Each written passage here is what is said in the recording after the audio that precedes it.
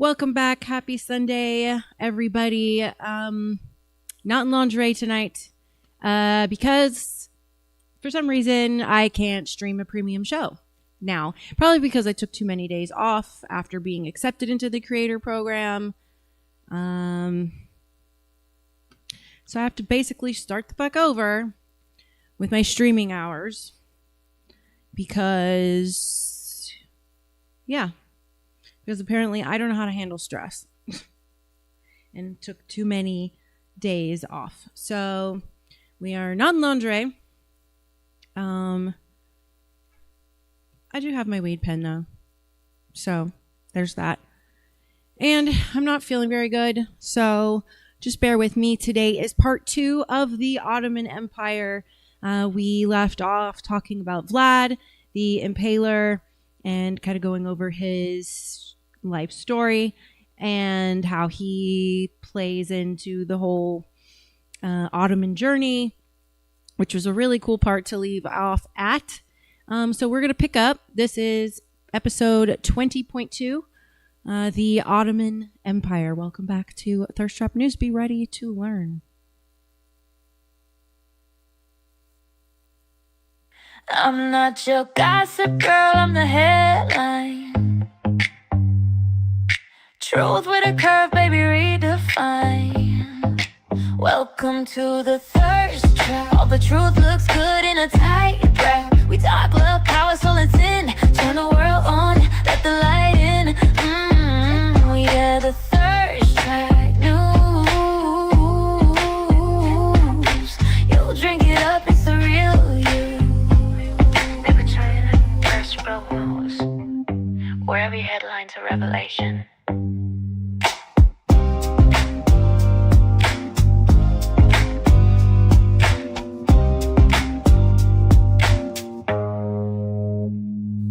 All right, and you know what else I forgot to do was post to everybody that I'm live. I don't know how much of a difference that actually makes, but I do like to take the link and share it on my socials.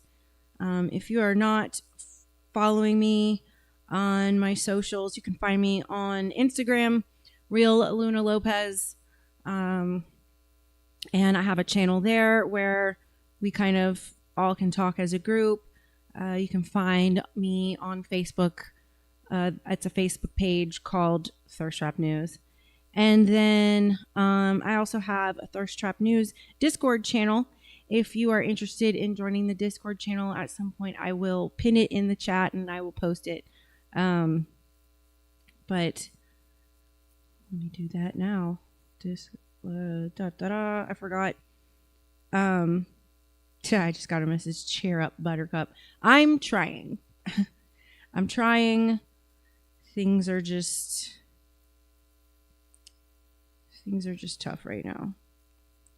Things are just tough. Anyway, I'm sorry about the Nightcap edition not being, what it should be tonight. But hope you guys are doing good. Let's see, I got Q in the chat, I got Jack. Let's see. Figure out who else I need to message. Let's message Backwater. Let's message Backwater. And my auntie.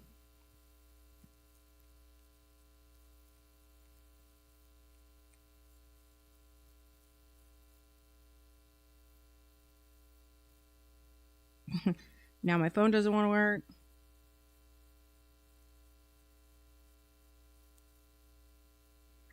Okay. All right. So I can also show it to her on YouTube. Let's do that. LubeTube is what I usually call it.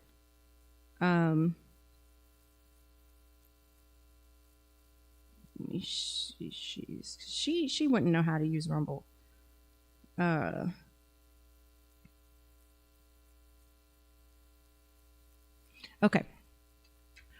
All right. So where did we leave off?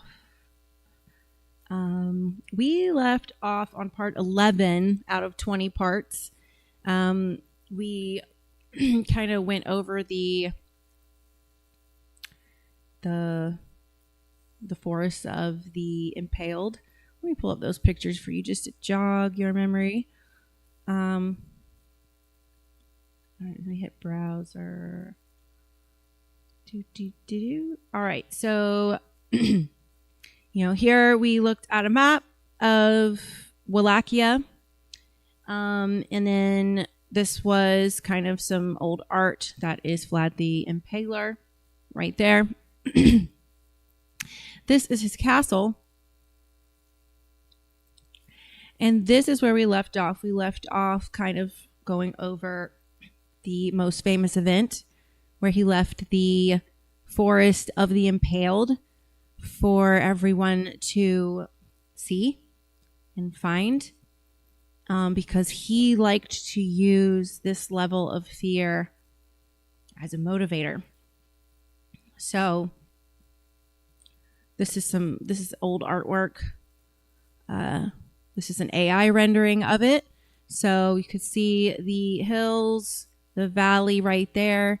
And this is the actual photo of the valley itself. This is the place where all the bodies were all in the pasture area.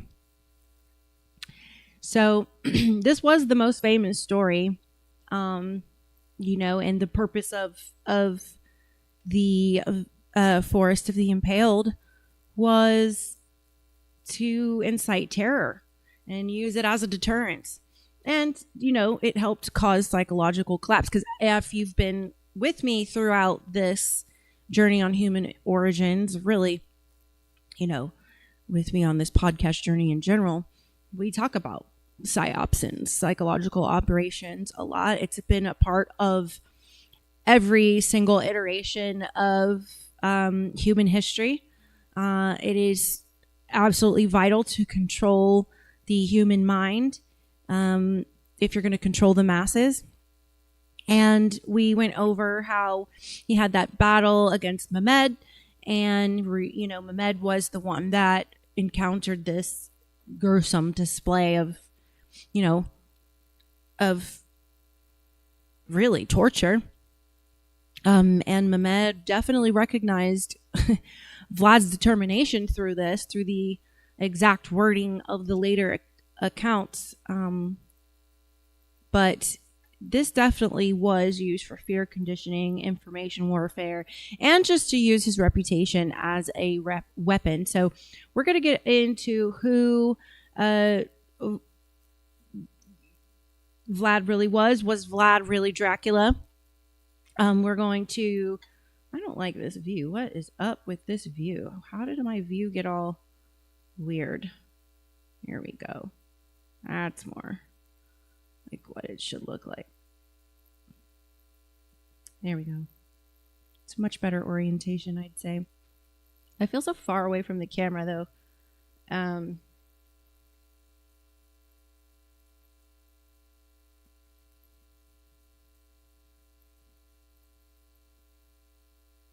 we go. There we go. All right. So we are going to go over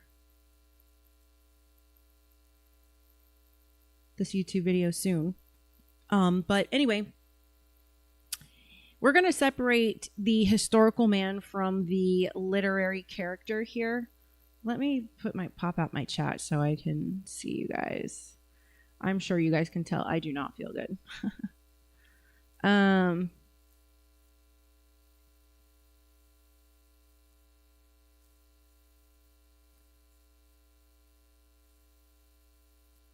Okay. So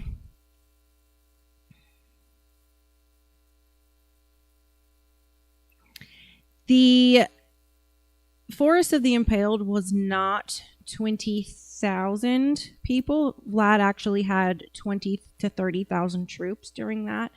I'm not sure the exact number on how many were actually impaled, but they took all of the ones that weren't already dead and put them up there. But anyway, so in 1887, the story Dracula was written by Bram Stoker. The vampire mythology basically came mostly from Eastern European folklore and not actually Vlad's life. And Bram Stoker originally named his vampire protagonist Count Wamper. I bet you didn't know that. Oh my god. And it's muted. Nothing. Can't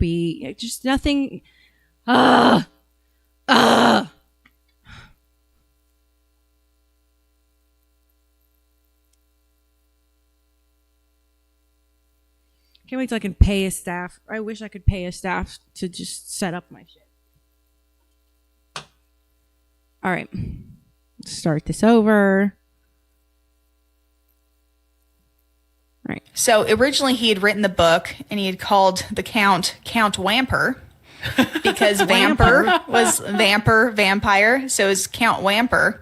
But he's like, Dracula's cooler. So he changed it to Count Dracula. And that was literally the only connection to Vlad the Impaler, which made me laugh about it being Count Wamper. Count Wamper. So originally he had written... She ain't Southern at all. All right. So basically while researching at the Whitby Public Library in 1890, he found a history book that was mentioning the Wallachian history. So Bram Stoker copied the name Dracula solely because a footnote incorrectly translated it from Romanian as devil. And remember, we went over what Dracul actually means, dragon. And he used the name because it sounded menacing and exotic. And knowing almost nothing about Vlad III's actual military campaigns, his impalement tactics, or even his political life. So the vampire mythology comes entirely from Eastern European folklore, not Vlad's actual life. And the myths, so the folklore surrounds the myths of the Strigoi or Moroi, which are troubled spirits rising from the graves, where widespread peasant superstitions kind of proliferated rule Romania. And the rituals would take place in villages, using garlic, wooden stakes, and decapitation to stop suspected corpses from drinking the blood of livestock.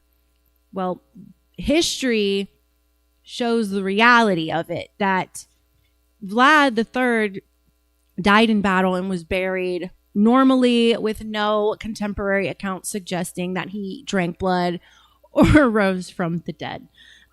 So now we're going to move into part 13, which is life inside the Ottoman Empire. So what was it like to live in one of history's greatest empires? The Ottoman Empire basically lasted for more than 600 years, and that was between the year 1299 and 1922. So pretty long time. And at its height, it ruled over an estimated about 25 or 30 million people from the southeastern Europe to the Middle East and North Africa. And it was home to Muslims, Christians, Jews, and many ethnic groups, which each contributed to a very rich, a very diverse society. So let's look at the Ottoman government here for a little bit.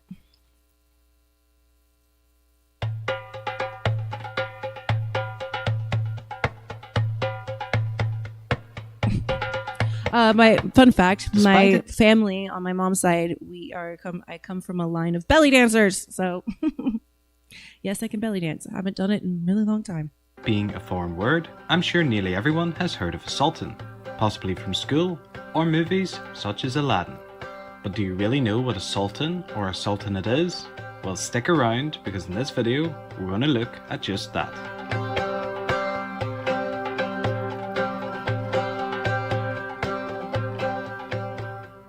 A sultanate. Q, I just saw your comment. It is not Bram Stoker. It is Bram Stoker. is simply the dynasty and lands ruled by a sultan. And a sultan is a noble title with several historical meanings. We tend to think that the word means emperor, but that's not necessarily the case. Originally, it was an Arabic word meaning strength, authority, or rulership. What's up, Backwater? Welcome to the chat. He says, yo, what is up, Luna Legion? Thank you for bringing that fun energy, Backwater. Thank you, Jack. Jack says, you are beautiful, Luna. Thank you, Jackie. I appreciate you. Thank you for making me feel pretty. All right, let's continue. Which likely came from an Aramaic word, also meaning strength and authority. Because of the word's meaning, it came to be used as a title of certain rulers who claimed almost full sovereignty with a lack of dependence on any higher ruler. But note that I said almost full sovereignty. This is because the word sultan became linked to Islam and the caliphate. Sultans then were generally rulers who recognized the authority of the caliphate or were a powerful governor within a province of a caliphate. Due to this, modern hereditary rulers who want to emphasize their secular authority under the rule of their nation's laws have gradually replaced the term with king. This is not the only way the word sultan is used. In a number of post-caliphate states under Mongol or Turkic rule, there was a feudal type of military hierarchy, and these militaries were often arranged by number, using titles which were originally princely titles, such as Khan, Malik, and Emir, as ranks. And certain nations, such as the Persian Empire, used the rank of sultan, which was roughly equivalent to that of a modern-day army captain. The word sultana is actually not just the name of a great, it's also the female form of sultan. But interestingly, the Ottoman Turks also used sultan for imperial lady because Turkish grammar uses the same words for women as with men. Western tradition knows the Ottoman ruler as sultan, but the Ottomans themselves used emperor to refer to their ruler. The reason for this belief in the West is that the emperor was sometimes also called a sultan, because the emperor had a formal title consisting of sultan together with Khan. For example, Sultan Suleiman Khan. Look at that hat. In formal addresses, the emperor's children were also entitled sultan, with imperial princes carrying the title before their given name, and imperial princesses carrying it after. In the past, there were tons of sultanates. Great, MC. Thank Just you. check the list on Wikipedia. How are you? But I'm sure at this point you're wondering if there are any modern-day sultanates. Well, the term has largely died away, but there's still actually quite a few. Oman is still a sultanate, Brunei is a sultanate, Indonesia has a sultan who's a governor over one of its provinces, and in Malaysia, sultan is the title of 7 of the 9 rulers of the Malay states, and the federal head of state is elected for 5 years by and among the hereditary state rulers, and is usually styled as king in foreign countries. Sultans still do exist in some other forms, and in some parts of the Middle East and North Africa, there still exist regional sultans, or people who are descendants of sultans who are styled as such. So, to conclude, sultan basically means ruler, the word means strength or authority, the female form of the word is sultana, and there's still a number of sultans in the Middle East and Southeast Asia. Thanks for watching, everyone. Please stay tuned for more videos coming soon. If you like this video, maybe you'd enjoy our video on the Caliphate, or maybe you'd enjoy our video on the Emir. If you haven't seen it, you should... I guess my notes were wrong about Bram Stoker's name. I guess it is Bram Stoker. Thank you, Q. I don't know. I guess those notes from a long time ago. I guess I just wrote it down wrong and just never caught it. But thanks for the correction. So anyway, the Ottoman Empire was an absolute monarchy with the Sultan serving as, you know, both the political ruler and after 1517, he was also the leader of the Sunni Muslim Caliphate, which we went over 2 Nightcap episodes ago, the Muslim Caliphates. The Sultan governed through a very sophisticated bureaucracy that was led by the Grand Vizier, who functioned much like a prime minister does.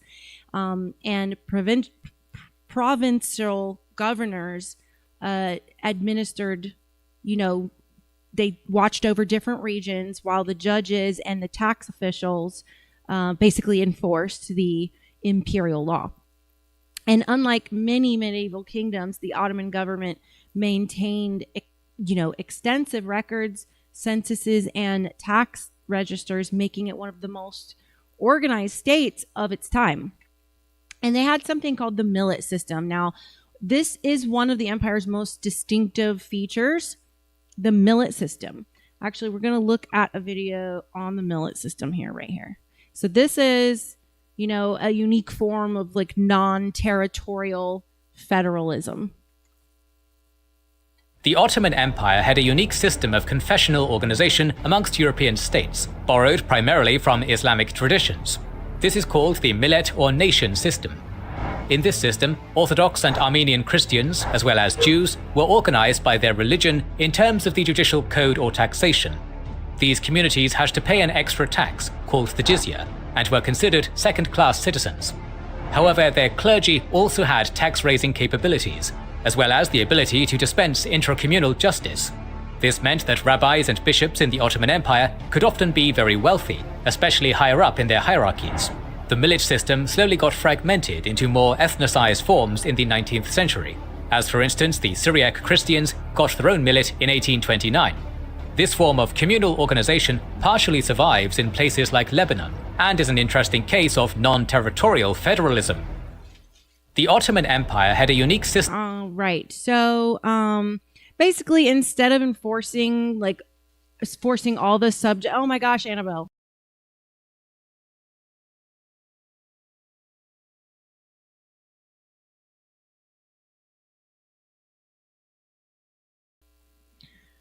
Instead of forcing all the subjects into one religion, the Ottomans allowed, you know, recognized religious communities. So there was primarily Greek Orthodox Christians, Armenian Christians, and Jews. And they had to govern many of their own internal affairs. And each millet could oversee, you know, basically like marriage, divorce, you know, religious education, charity, some civil legal matters, and also the religious leadership. And in return, these communities paid taxes and acknowledged, you know, the Ottoman authority. And this system helped maintain stability across a very religiously diverse empire, though Muslims generally enjoyed a greater political privileges during that time. Now, when it comes to the religious minorities, the Ottoman Empire, like I said, was remarkably diverse. Its population included the Sunni Muslims, the Shia Muslims in some regions, and Greek Orthodox Christians, Armenian Christians, Jews, Catholics, and just a collection of various other smaller religious communities. Now, while the non-Muslims often did face additional taxes and discrimination that way, and they did face some legal restrictions, many were still able to practice their faiths, own businesses, and, you know, participate in trade. Compared with some contemporary European states, the Ottoman Empire was, in many periods, relatively accommodating towards religious diversity, though the treatment would vary, you know, by the time, the place, or even the ruler. So you were subject to kind of the whims of the ruler as well. The taxes would fund the military, obviously the government, the roads, and other public services and works. And their common taxes included land taxes, customs duties, market taxes, and agricultural taxes, which we saw. This is something that has continued since the time of the Egyptian Empire. Non-Muslims, they had to pay an extra tax. That tax was called the jizya. Jizya. A tax. This was a tax that was traditionally levied on certain non-Muslim subjects in exchange for state protection and exemption from military service, because obviously the Christians were persecuted. So they had to pay a protection tax, and because true Christianity means being a pacifist, they were exempt from military service as well. Now, tax collection was one of the empire's most important administrative functions, as it has been since the Egyptian Empire, and will always probably still be that way, although in our modern day, in our country, the taxation is just pure theft at this point. It's going far beyond just maintaining public services and things like that. Now, when it comes to trade, the Ottoman Empire occupied one of the world's most strategic locations, as we talked about, because they were right there, kind of in the middle between two very important regions. The Ottoman Empire occupied, it controlled the major routes that connected Europe, Asia, North Africa, and the Middle East. So these merchants would trade silk, spices, coffee, carpets from the Middle East, precious metals, textiles, and ceramics via the Silk Road. Cities such as, Jack says, PayPal 20 Luna. Thank you so much for your support.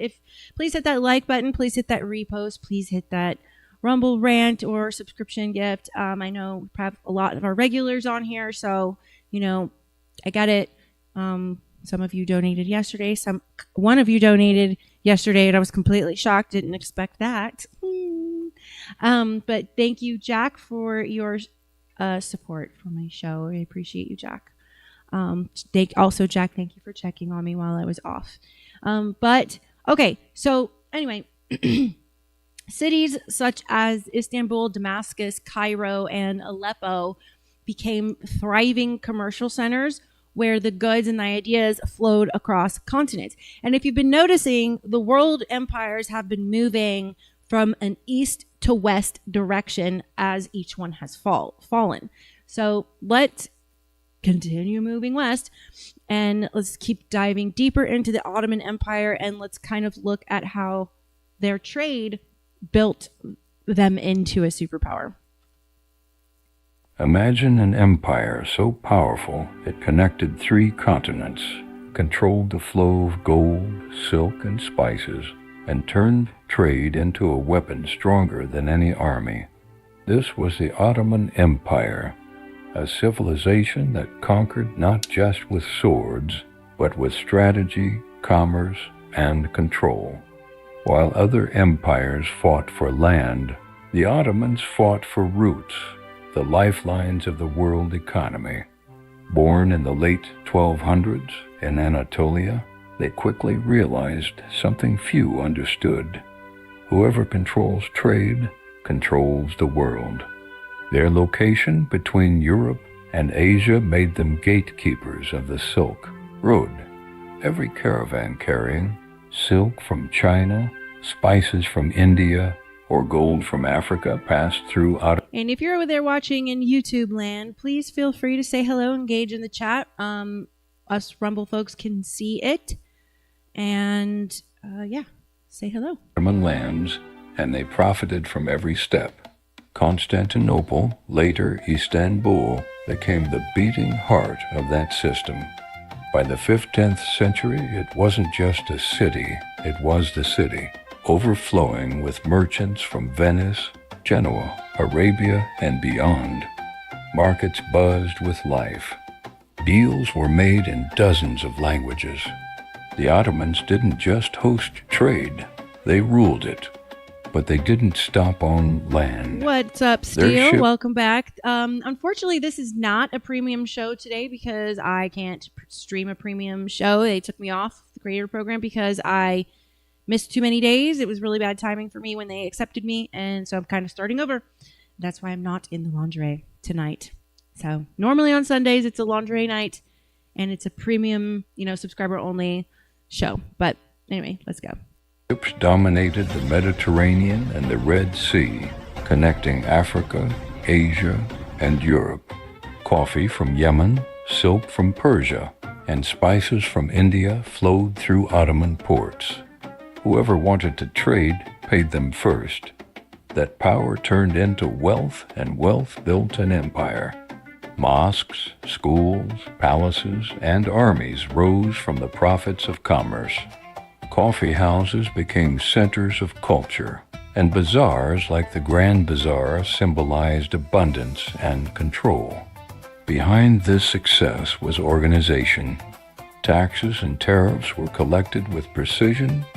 Traders paid but gained protection, stability, and access to massive markets. It was efficient, and it worked. The Ottomans also mastered economic diplomacy.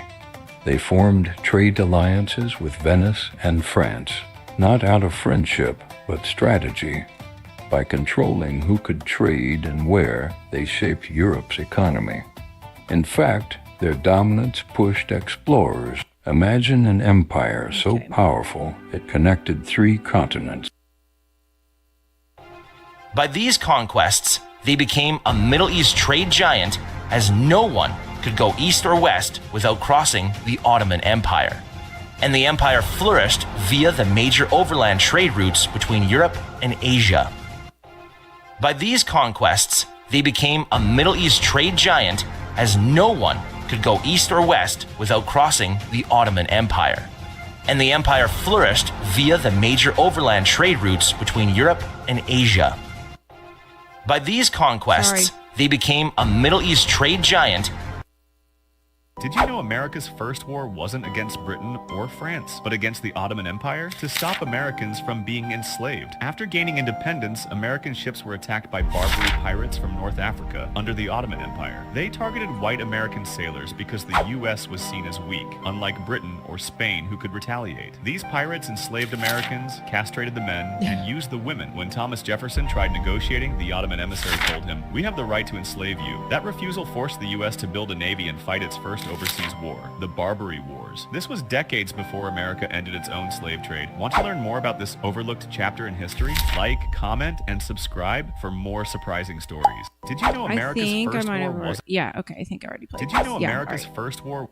Okay, so the Ottoman... Okay, let's talk about the architecture because, you know, that's one of my favorite things.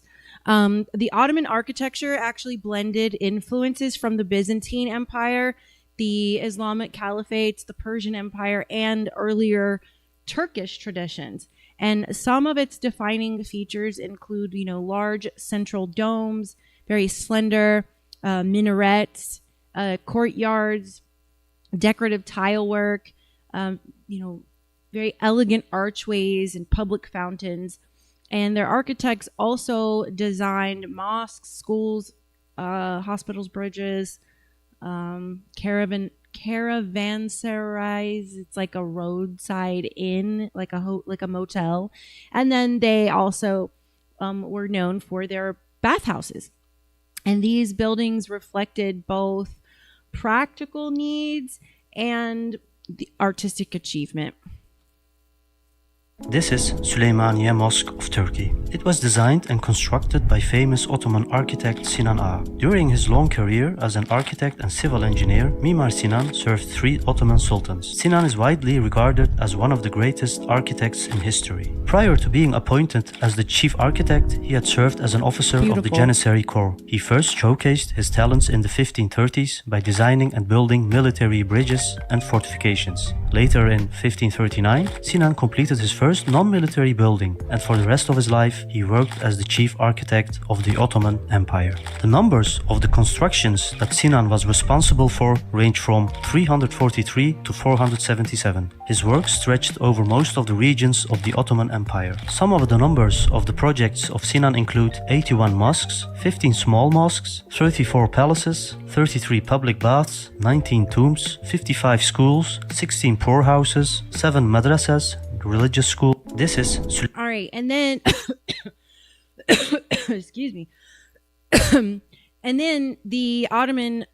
We're going to talk about the science a little bit. The scholars of the Ottoman Empire studied and advanced the knowledge in astronomy, mathematics, geography, engineering, and also map making, cartography.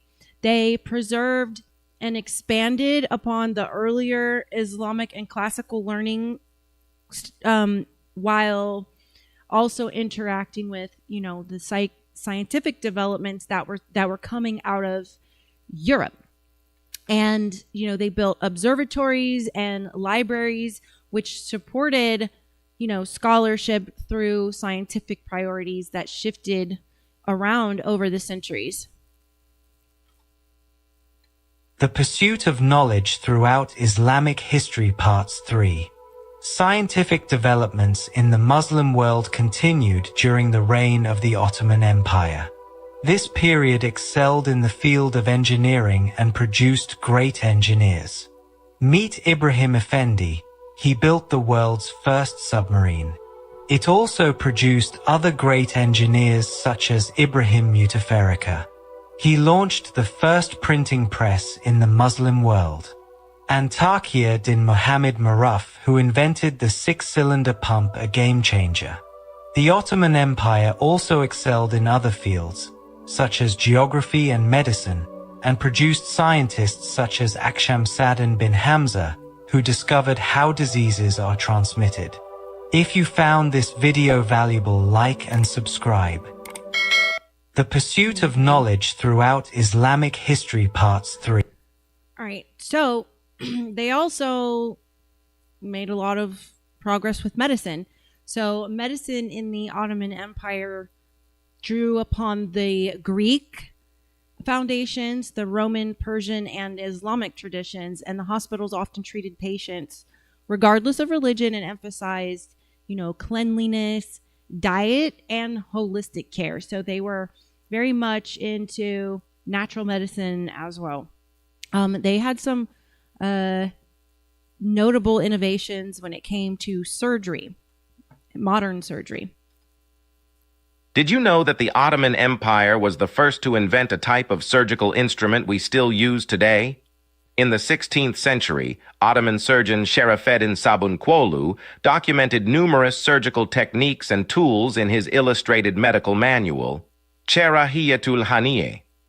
Among these innovations were early versions of forceps, scalpels, and catheters, some of which are still used in modern surgery. Did you know that the Ottoman... So their physicians studied anatomy, surgery, pharmacology, and herbal medicine.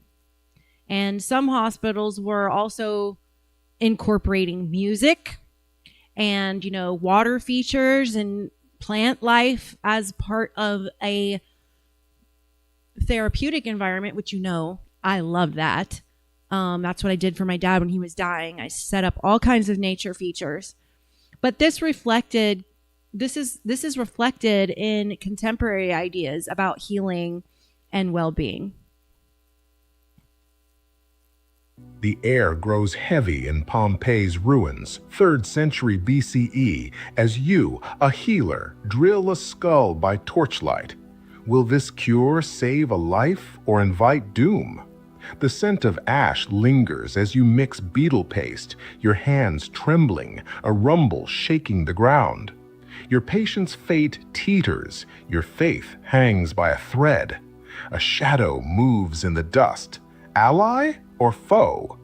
You're torn between hope and fear, the drill faltering. Can this strange art heal or hasten death? Uncover the healer's eerie secret. Click now to watch who were the healers of lost cities with the strangest medical practices. The air grows heavy in Pompeii's ruins, 3rd century BCE, as you, a healer, drill a hole in a skull. What's normal life and normal love, and what is abnormal love? Hello, my name is Seçil Yılmaz. I'm a historian. I'm a visiting fellow from the University of Pennsylvania. I work on the history of syphilis in the late Ottoman Empire. Even though the disease was known to be existing in the Ottoman geography since the 16th century, it became an alarming public health concern for the first time in the mid-19th century. There were some places that were affected more than the others, but by the time in 1890s, it was everywhere. People are on the move. This is the age of steamship, so everybody's moving around. It's not just like in the Ottoman Empire, but across the world. One particular bacteria that traveled the same way and created very similar symptoms, was basically understood culturally, socially, and politically completely differently across the world. I do not want to sound too much of a Foucauldian, but I do agree with him that there had been a certain kind of break in the pre-modern and modern context, the ways in which we think about love and intimacy, and the ways in which how medicine actually informed it. And here I think the keyword is norm and normalcy. What's normal life and normal love, and what is abnormal love? And this was basically the ways in which how heterosexuality became the norm. Creation of difference of sexes, men and women, and conjugal love, a particular kind of family model based on the bourgeois society mentality, and medicine became a facilitator in that. But of course, people loved the way that they want to love, and they kept loving each other in the way that they want to love, and they pushed back against all of these emerging narratives. What's normal life and normal love? So this video just basically talked about how disease, changed love in the Ottoman Empire, and how they realized that heterosexual relations are the safest, and they really began a campaign of promoting that, and proper gender roles and things like that. So let's look at the law a little bit. The Ottoman legal system combined the Sharia law, the Islamic law, for many religious and personal matters. And then there was also Kanun, which is secular laws issued by the Sultan to address taxation, administration, criminal justice, and other state concerns. And the judges, known as the Qadis, interpreted and applied the law. And this basically was a dual legal system that helped the empire basically govern a very vast and diverse population. Oh no, really? This was a good one. Maybe I'll have to search it out. All right, let's see. Let's do this.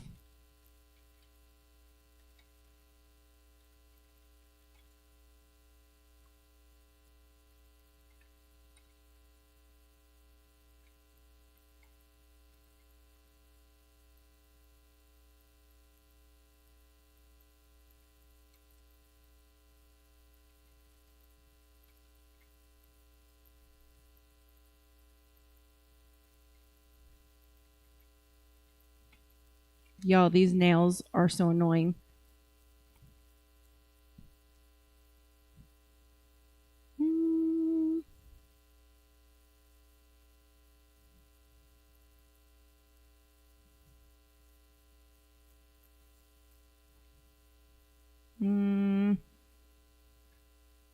Maybe this one. I can't remember the name.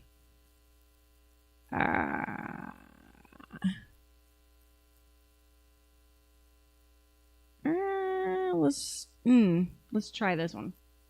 Ever wondered who was the greatest sultan of the Ottoman Empire? Meet Suleiman the Magnificent, the man who ruled at the absolute height of its power. For an incredible 46 years, from 1520 to 1566, his empire wasn't just vast. It spanned 3 continents, Europe, Asia, and Africa. He was a brilliant military strategist. His armies captured the strategic city of Belgrade, delivered a crushing defeat to the Hungarians at the Battle of Mohacs, and even laid siege to Vienna, sending shockwaves across all of Europe. On the seas, his legendary admiral, Barbarossa, dominated the Mediterranean, ensuring Ottoman supremacy on both land and water. But Suleiman was more than just a conqueror. Thank you for the compliments on my hair. It's been falling out in huge handfuls from menopause, so thank you. I appreciate it more than you realize. Back home, he was known as Kanuni, the lawgiver. He reformed the entire legal system, promoted justice, and became a great patron of the arts and sciences.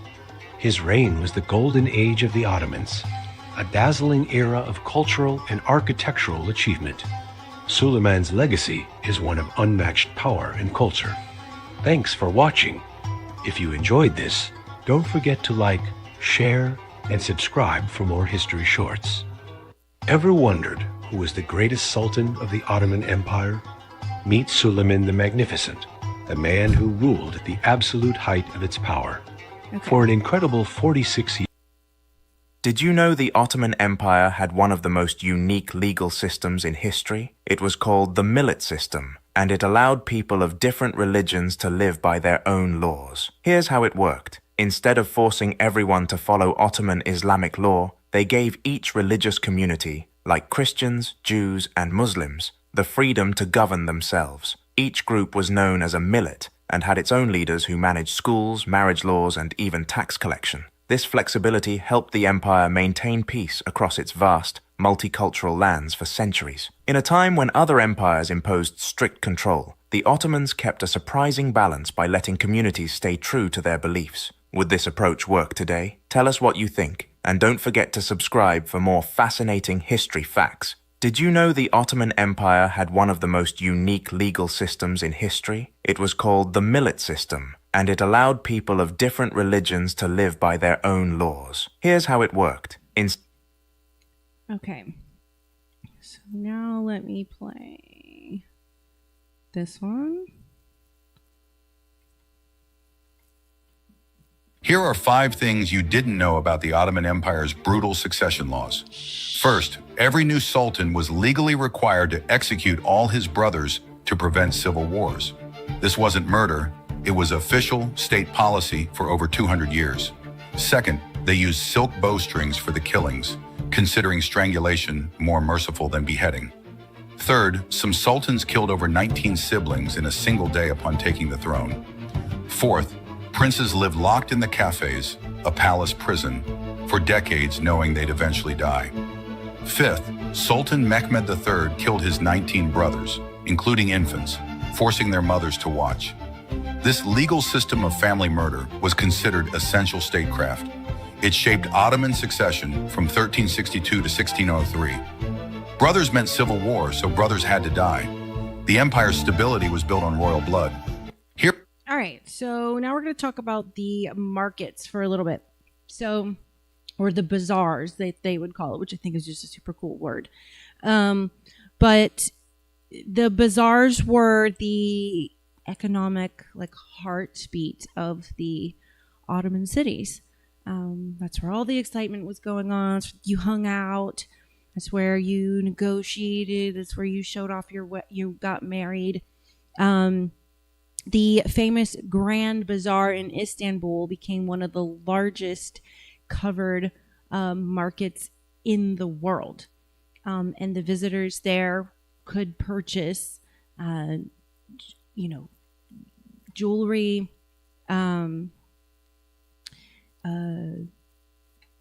silk, spices, leather goods, carpets, ceramics, books, metalwork. Let's look at this video. Yeah. Step through the arched gateways of the Grand Bazaar and you're swept into a living tapestry of history.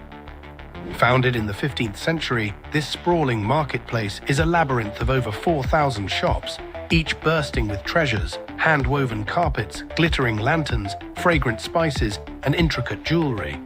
The air hums with the rhythm of bargaining and the aroma of Turkish coffee. Locals and travelers mingle in its bustling corridors where every corner reveals another secret. Guys, hold on a second. There's something going on outside my door.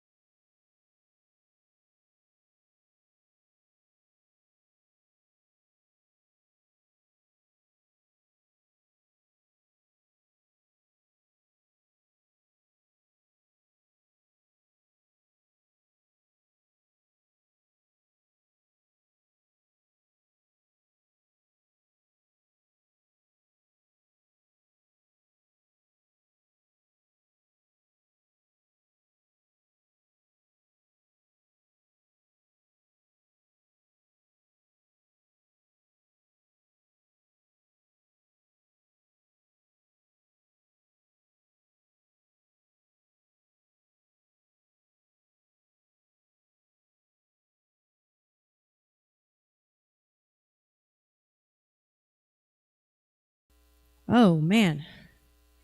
Oh, right. Well, there's crackheads doing crackhead shit outside my hotel room. So I'm going to keep an ear open for that. Weird shit going on in the room right next to me. Anyway, what were we doing? We were watching this video. The Grand Bazaar isn't just a market, it's the beating heart of Istanbul's vibrant soul. Step through the arched gateways of the Grand Bazaar and you're swept into a living tapestry of history. Founded in the 15th century. You guys already know. You already know. You already know. I got babies to protect up in here. I am not fucking around with nobody's crazy shit.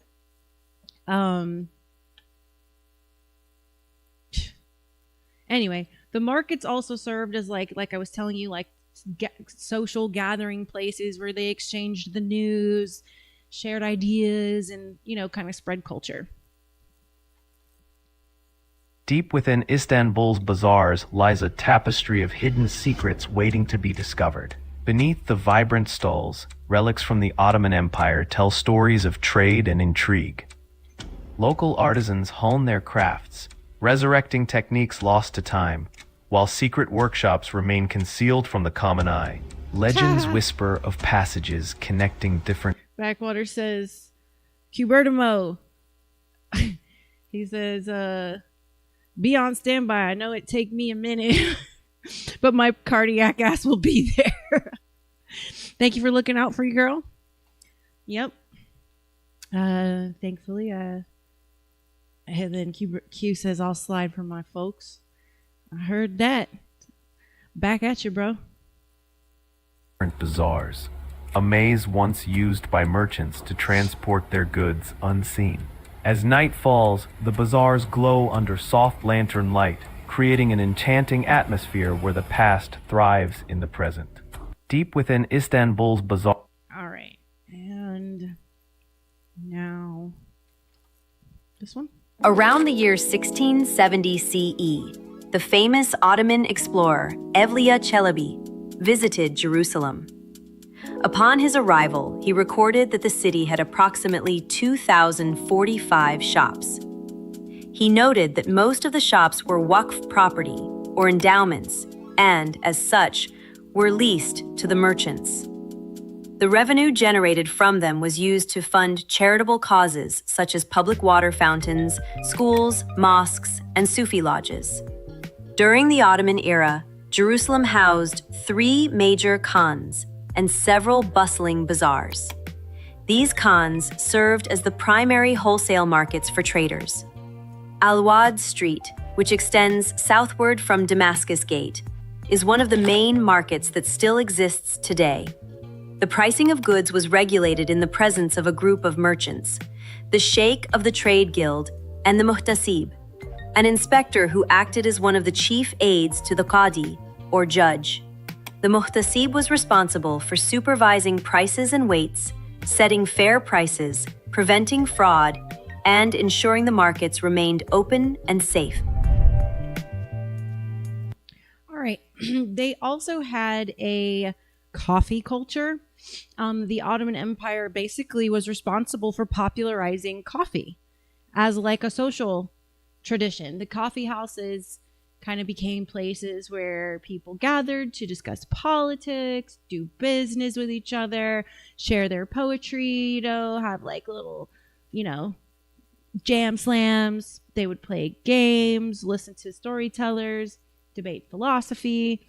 And because ideas spread quickly in the coffee houses, some of the rulers occasionally viewed the coffee houses with suspicion.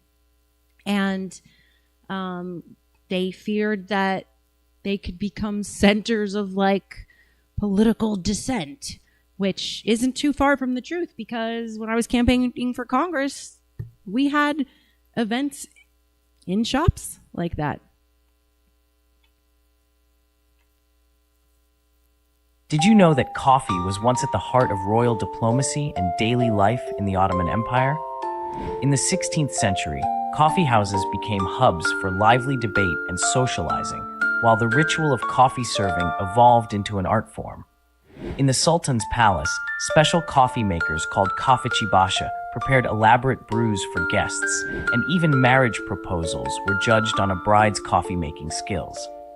Coffee ceremonies bridged cultures, influenced etiquette, and fueled political alliances, making coffee much more than just a drink. Did you know that coffee was once at the heart of royal diplomacy and daily life in the Ottoman Empire? In the 16th century, coffee houses... All right. Now, that brings me to calligraphy. And did you know calligraphy was an Islamic art? In Islamic art, this beautiful writing held very special importance because many religious traditions would discourage the use of human figures in sacred contexts. So Ottoman calligraphers developed, highly refined scripts used to decorate the Quran, the mosques, the palaces, the government documents, and official decrees. And calligraphy was considered both an artistic discipline and a spiritual practice.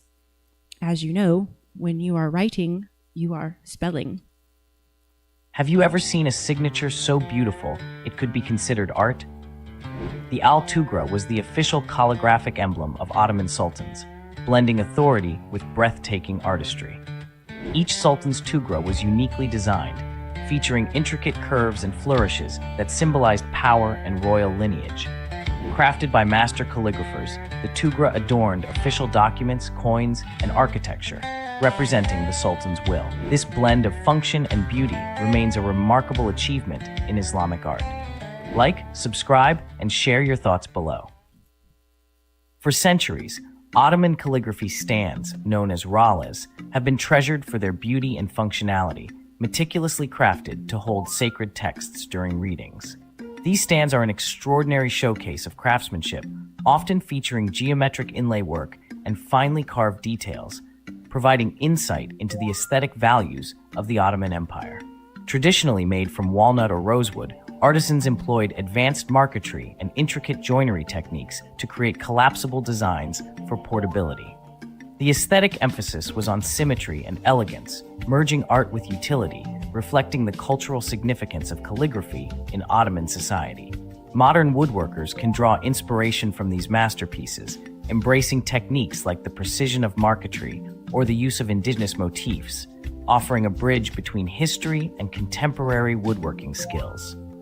For centuries. All right, so that brings us to Ottoman engineering. So Ottoman engineers built very impressive infrastructure, which included stone bridges, aqueducts, roads, fortresses, water systems, and naval docks. The military engineers also designed very powerful fortifications and advanced siege techniques that supported the empire's expansion. And these public works helped connect distant provinces, and it helped to also facilitate trade. In the spring of 1453, as dawn broke over the Ottoman siege camp, Master Engineer Hassan carefully measured the great bronze bombard that would change history forever.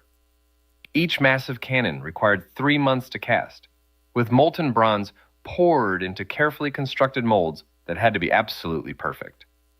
It took 300 men and 60 oxen to transport each bombard into position, with every movement carefully calculated to prevent the massive weapons from becoming stuck in the spring mud.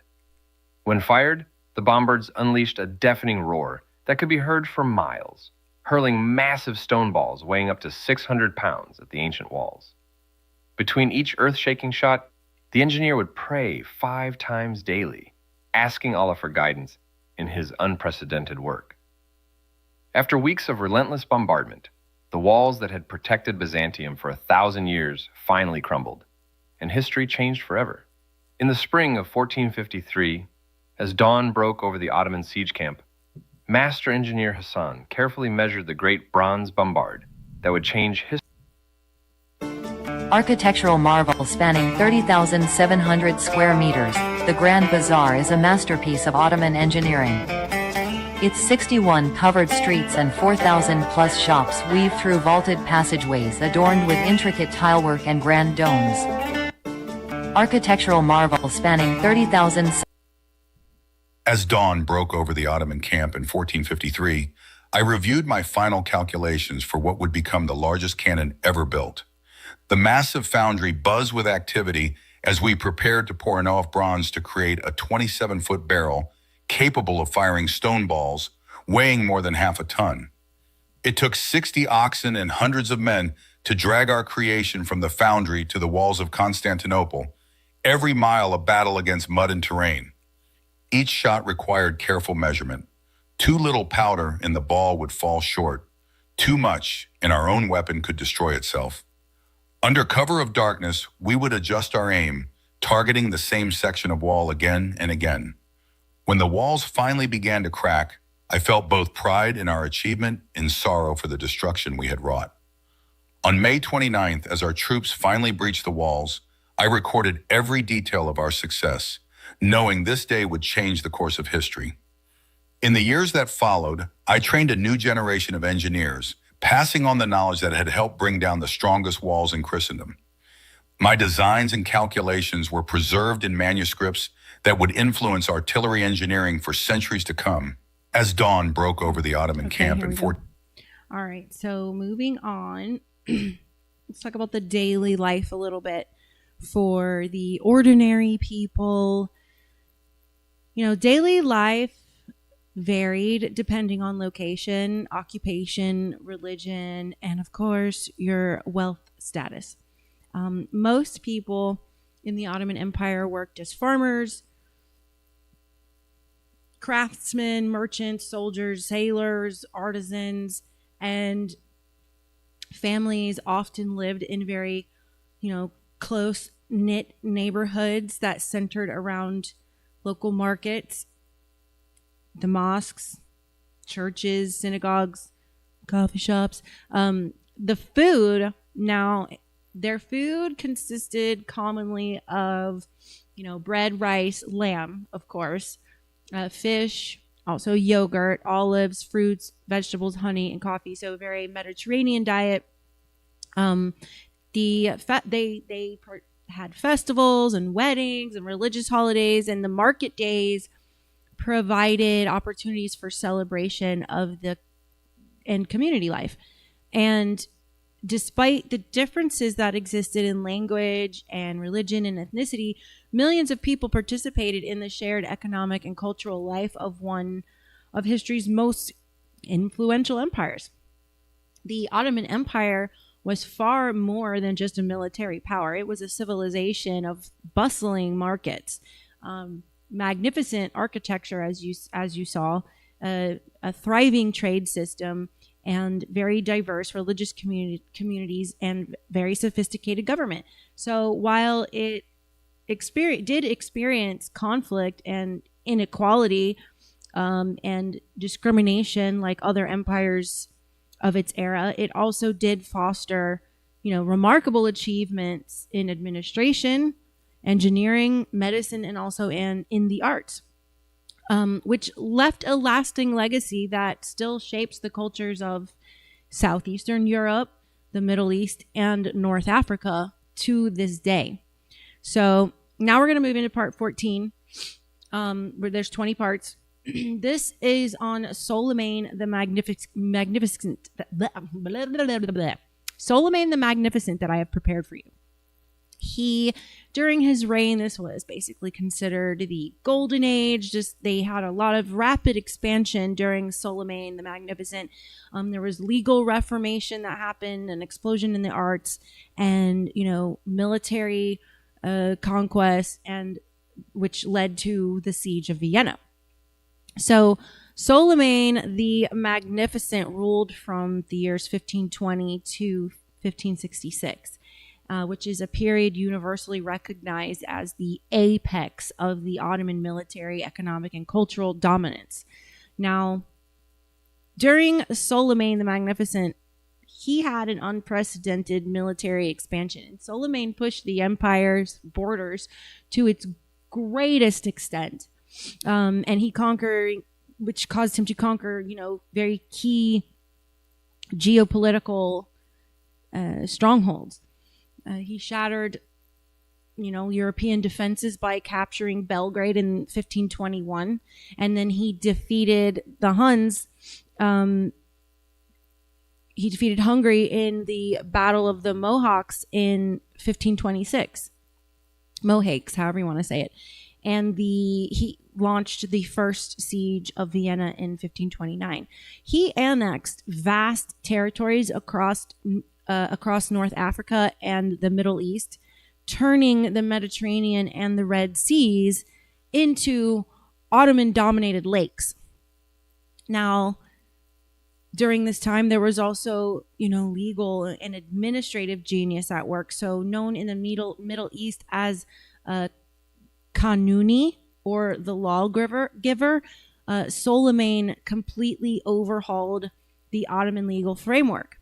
So he harmonized traditional Islamic law with the secular imperial edicts. Remember, that's called the Canon, or Kanun, however you want to say it, creating basically a uniform code that did last for centuries. He streamlined the bureaucracy and balanced the state budget and established strict legal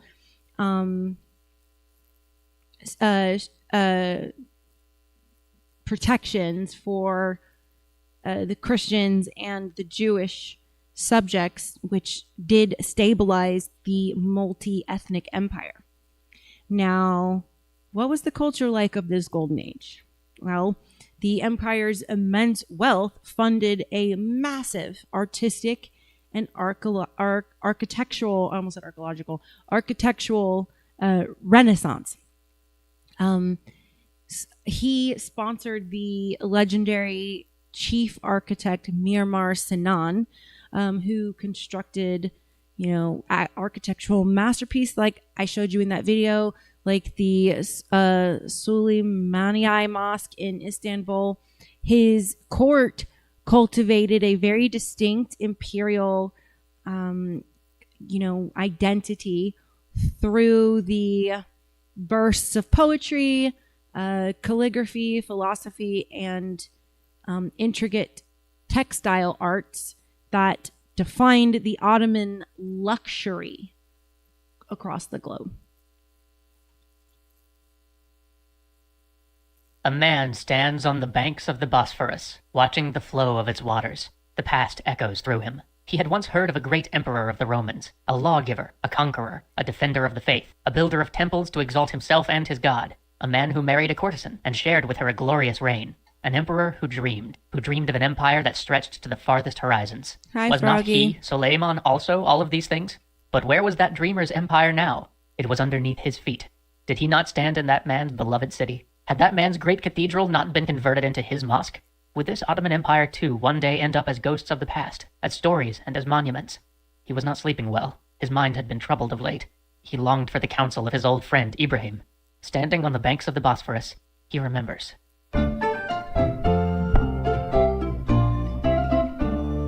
He remembers the swift rider, the man on the tall horse who came to Manisa to tell him that his father was dead. He had considered this moment time and again, yet now that it was here, he didn't know how to feel. His father was Salim the Stern, capable, ruthless, arrogant, a terror to his advisors, with the slightest misstep meaning execution. But he'd also been a boon to the empire, pushing its borders further than any sultan before him. In the reckoning of the West, it was 1520, but to him, it was the year 925. He was 25 years old, born in 900, and he was about to become the 10th sultan, born at the very beginning of the 10th century, an auspicious sign.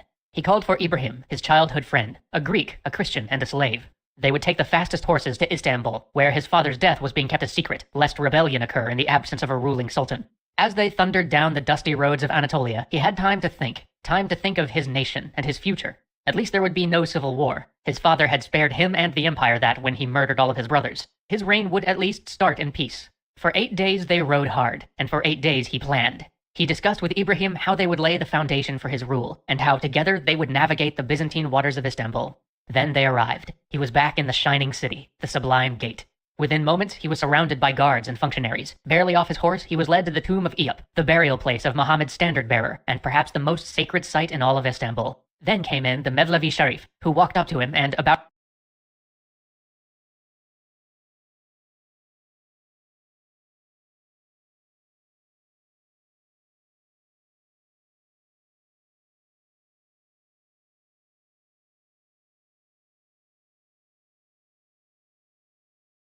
OMG, I cannot believe I just muted all of that. I was just laughing at the conversation I was just pinning. And it was really funny being on Frog's show yesterday with the TTS because we could not get serious for hours. Like, we were just fucking with the talk bot. And it was actually quite annoying sometimes because then you'd have more talking over each other. But whatever. It was funny, annoying. It was all the things. Like you said, Frog, all the things. About his waist girt the golden sword of Osman, and so he was tied to the prophet and to the founder of his house, and he was made sultan. With the rising of the sun the next day, he received the highest officials in the palace to pay him homage. Then he followed his father's bier to his final resting. Yes, Jack, you were there. You were so there. For a long time, you couldn't hear anything. Remember that?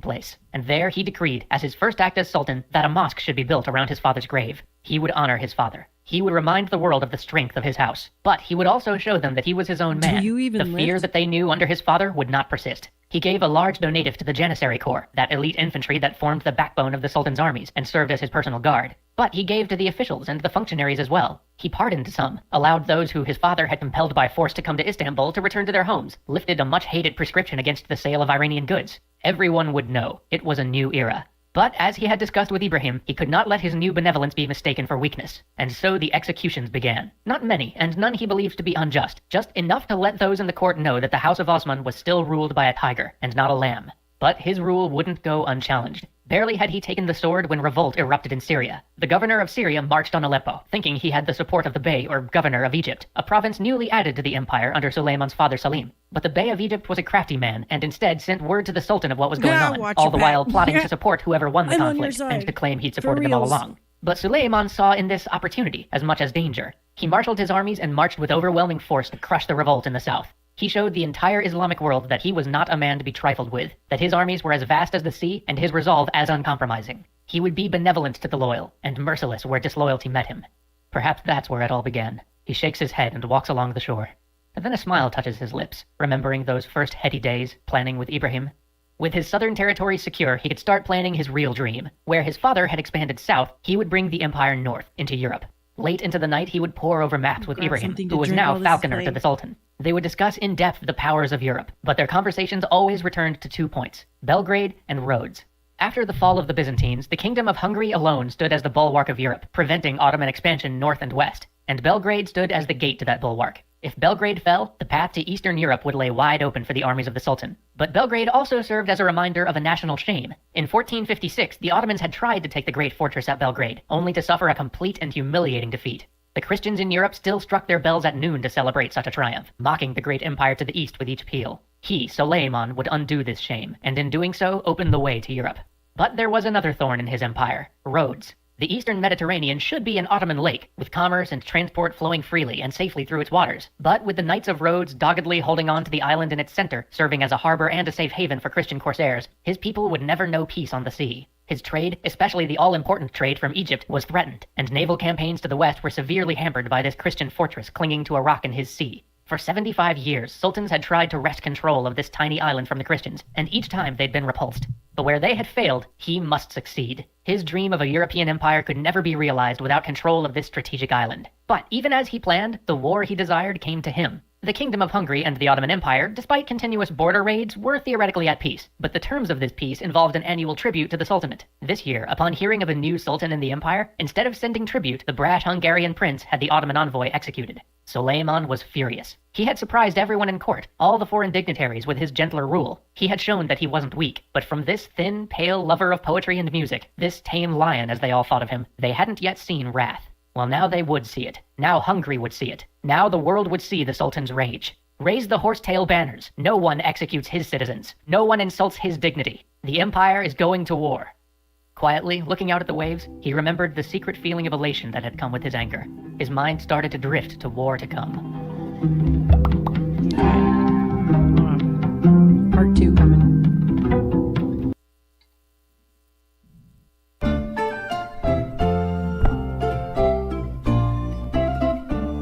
As he walked through the peach trees in the garden, Suleiman's mind drifted back to those first campaigns. The murder of his messenger to Hungary had presented him with the opportunity to avenge the ancient shame of Mehmed II's flight from Belgrade. And if Belgrade could be his, then the roads to Vienna and Buda would be open. His legacy would be an Ottoman Europe.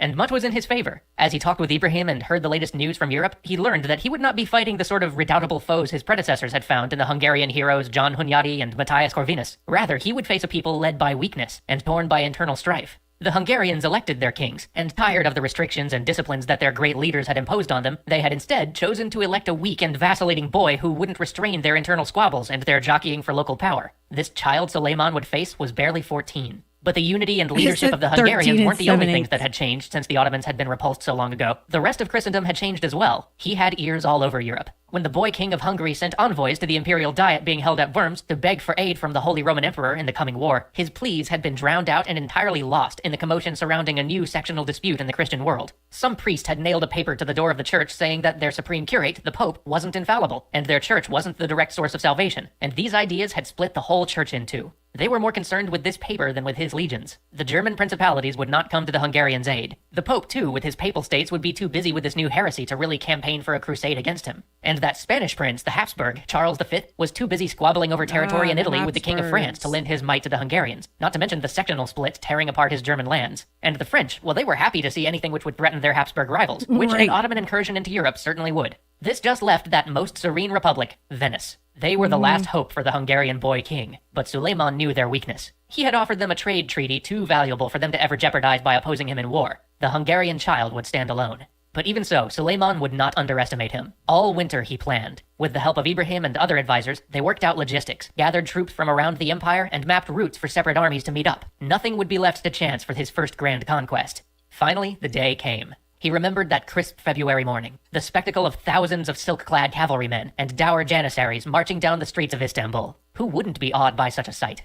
They swiftly traveled north, army after army meeting his force, streams of troops becoming a river, rivers becoming a torrent to wipe away Belgrade. His Grand Vizier reached the city before him, but it wasn't until his mighty cannon arrived that the siege could begin in earnest. For weeks, the great guns pounded the walls of Belgrade, but even they had little effect. Treachery was his next option, as a traitor told him how he could undermine the great tower of the fortress. But still, the garrison defied him. Then, one day, he got a message from the Orthodox Serbian contingent of the garrison. They loathed serving alongside the Catholic Hungarians more than they feared the prospect of being under Islamic Ottoman rule. If he would spare their lives, they would turn the fortress over to him. He eagerly agreed. And he was a man of his word. He had them resettled near Istanbul. The Hungarians he massacred. He had the main church converted into a mosque, and he himself said the first Friday prayer. Then he turned back around. He had other work to do. He had smashed the citadel of Europe and set up the route for future conquest. But before he could stab at Europe's heart, he first had to secure the Ottoman Sea. The Knights of Rhodes had long frustrated Ottoman attempts to retake the island that hung so close to their coastline, but as he had done with Hungary, here too he would show them the overwhelming power of the Ottoman Empire. As all of Europe was tied up in other affairs, here too his enemy would have to stand alone against the might of his entire empire. Only France, that Western power, might come to the aid of the Knights of Rhodes, but in their war with Charles of Spain, they had squandered their navy, and with a fleet decimated by the Spanish, even the French could not offer aid to Rhodes.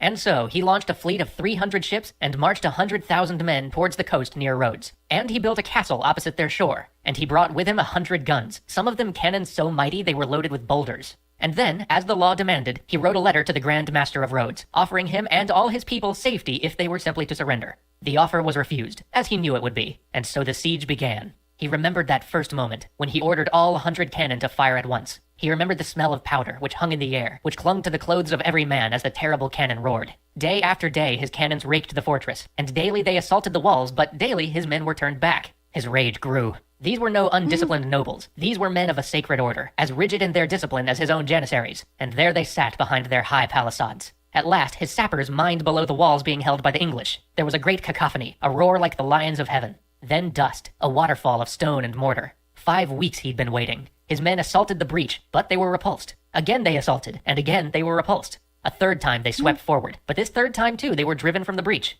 The English contingent of the Knights of Rhodes, aided by the Germans, had held against his force. Again he ordered his sappers to mine beneath the walls, this time below the section held by the Spanish. Again the roar and crash. Again the walls fell, and again his men rushed in. But again these Knights Hospitalier, these Knights of Rhodes, turned his men back. He was furious. He ordered Ayas Pasha, one of the commanders of the assault, killed. Then he relented. He saw clearly now. It was the fault of his brother-in-law, Mustafa Pasha, who commanded his forces and served as his chief vizier. He had him stripped of rank and demoted to governor of Egypt so as to be far from his sight. But the fighting went on. Tens of thousands of his troops lay dead from wounds or disease. He would offer these Christians a truce. He would offer them another chance to surrender. He sent them word of his munificence, with a warning that if they turned it down, not even the cats of the island would be spared. The knights responded by sending him a messenger carrying a letter from Bayezid II, his grandfather, promising them that they could keep the island. He responded by having the letter torn to shreds, and sending back with the envoys 2 Christian prisoners with their ears and noses cut off, so they could see what would happen to all of them. Then the cannons began again. A week later, with the walls of the fortress in ruins, he offered them peace again, and this time the Grand Master accepted. He was lenient in his peace. The knights could leave and take what they would with them. Any citizens who wished could depart with them, and any that didn't would be free to depart any time in the next 3 years. The churches would be free from desecration, and for 5 years the citizens would be free from taxes and from the conscription of their children. As knights marched out of the city, he met with the ancient Grand Master. He felt sorrow for this man, who had fought so bravely to be removed in such a manner from his home. He told him that such was the fate of princes, that there was no shame when 7,000 faced 100,000. He assured him he was free to leave, and bid the old man well. Rhodes was his. Belgrade was his. For the first 2 years of his reign, he had known nothing but war. At last, he could return to Istanbul, and for a time at least, attend to the duties of peace. Okay. So, this brings us to Part 15, why the empire began to decline. Well, there was stagnation and corruption in the military. The Janissaries had their own politics going. There was a lot of economic competition. There was European naval power that was rivaling them. And also an industrial revolution. They also had nationalism begin to explode. So let's look at the Russian expansion that happened during the fall, during the decline of this empire. Let me get the right screen up. How did the mighty Ottoman Empire lose 11 wars to the same enemy and watch its European lands vanish piece by piece? Russia fought 11 wars against the Ottoman Empire in just over a century, and absolutely destroyed them in nearly every single one. What started as 2 massive empires controlling vast territories ended with one empire collapsing and the other becoming a European superpower. The first major blow came in 1768, when Catherine the Great declared war on the Ottomans. Russia didn't just win, they annihilated Ottoman forces and seized Crimea, their most prized possession. The Black Sea, once an Ottoman lake, became a Russian playground. But this was just the beginning of Ottoman humiliation. War after war, the pattern repeated. The Russians would advance, the Ottomans would resist, and then entire provinces would fall to Russian control. In 1829, Russia's victory supported the Greek War of Independence and forced more Ottoman concessions. Serbia broke free. Romania escaped Ottoman rule. Russia was methodically carving up the Ottoman Empire like a butcher dismantling meat. Then, in 1878, the final major conflict led to the Treaty of San Stefano, pretty badass. later revised at Berlin, creating an independent Bulgaria and signaling the Ottoman Empire's irreversible decline in Europe. It was the most devastating loss after the Russo-Turkish War. The Ottomans were so thoroughly beaten that they lost 2/3 of their European territory in a single treaty. Bulgaria, Montenegro, and Serbia all gained independence. The Ottoman Empire, which once stretched from Vienna to Yemen, was suddenly reduced to a shadow of its former glory. Russia did not win all 11 wars against the Ottomans during this period, but did inflict decisive defeats that led to significant territorial gains, particularly in Crimea, the Black Sea, and the Balkans. By the late 1800s, European diplomats had a cruel nickname for the Ottoman Empire, the sick man of Europe. What was once the terror of Christendom, the empire that nearly conquered Vienna, had become a laughingstock. Russia had systematically dismantled centuries of Ottoman expansion in just 100 years of relentless warfare. Over a century of wars transformed the balance of power. Russia rose as the dominant empire in Eastern Europe, while the Ottomans entered their long decline, losing their European heartlands piece by piece. How did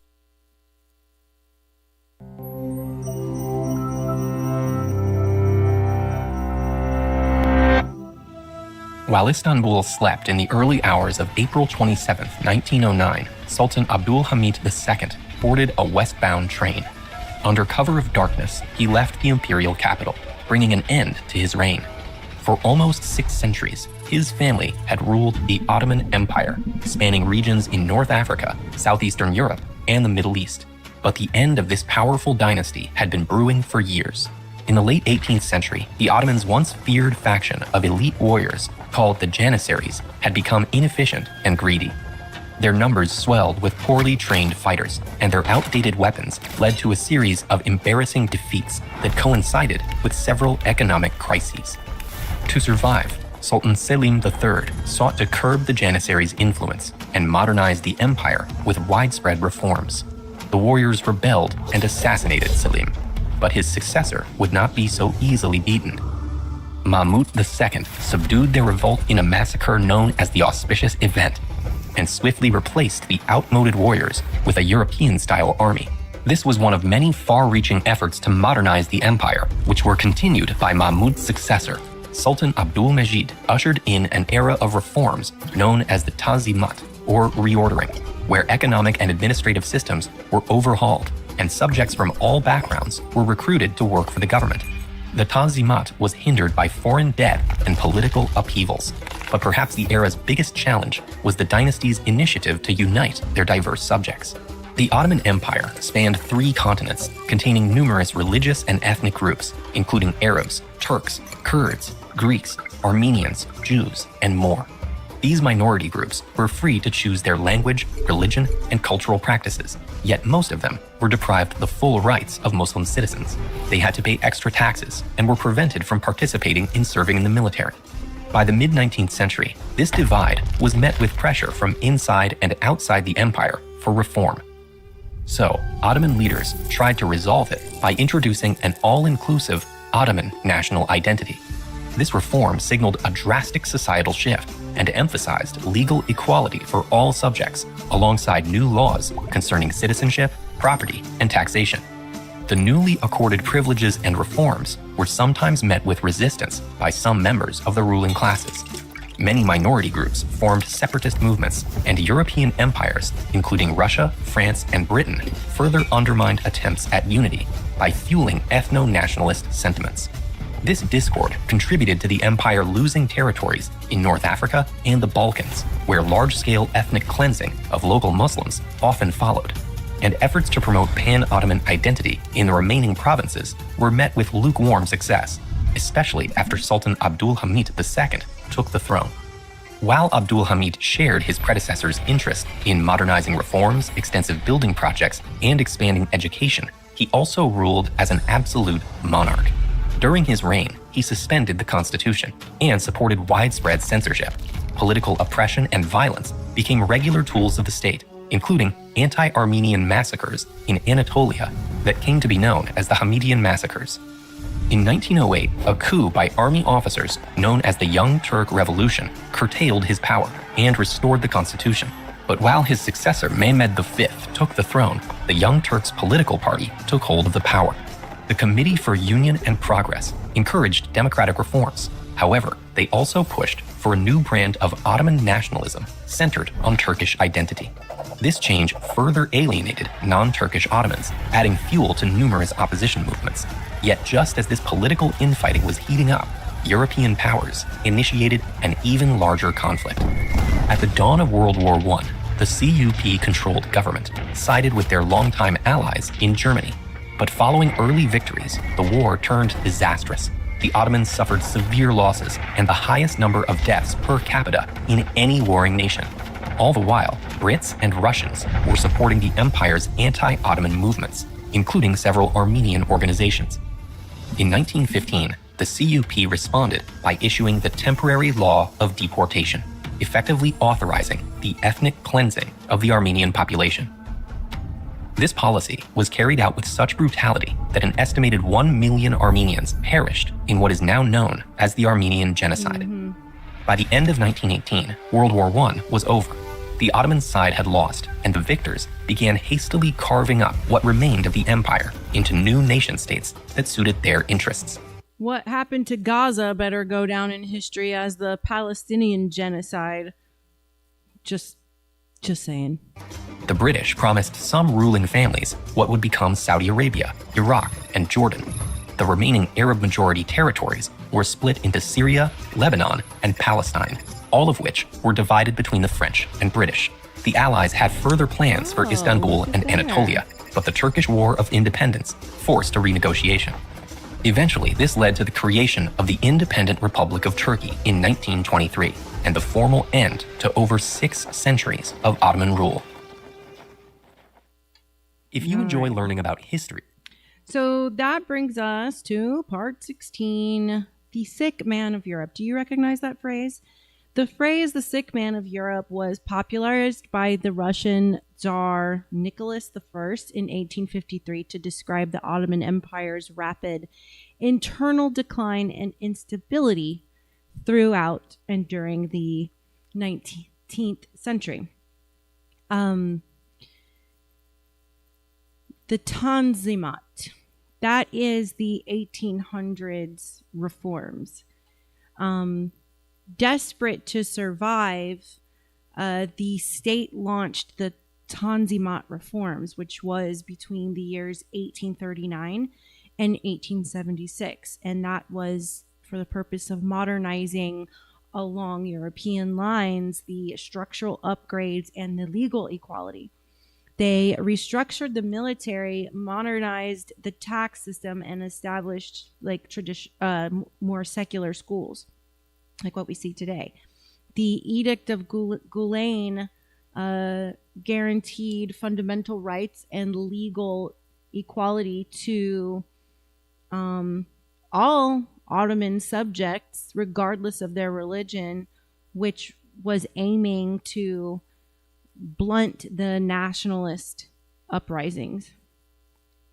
Curious about the Tanzimat reforms? Let's dive into history. In the 1830s, the empire faced serious internal struggles. Sultan Abdülmecid I stepped in with the Gulhain Edict in 1839. This edict promised legal equality and tax reforms for all. The Tanzimat aimed to modernize infrastructure. Q, I'm referring to the fact that Israel turned Gaza into a parking lot. Yeah, I saw lots of videos. I saw lots of videos of kids getting blown in half.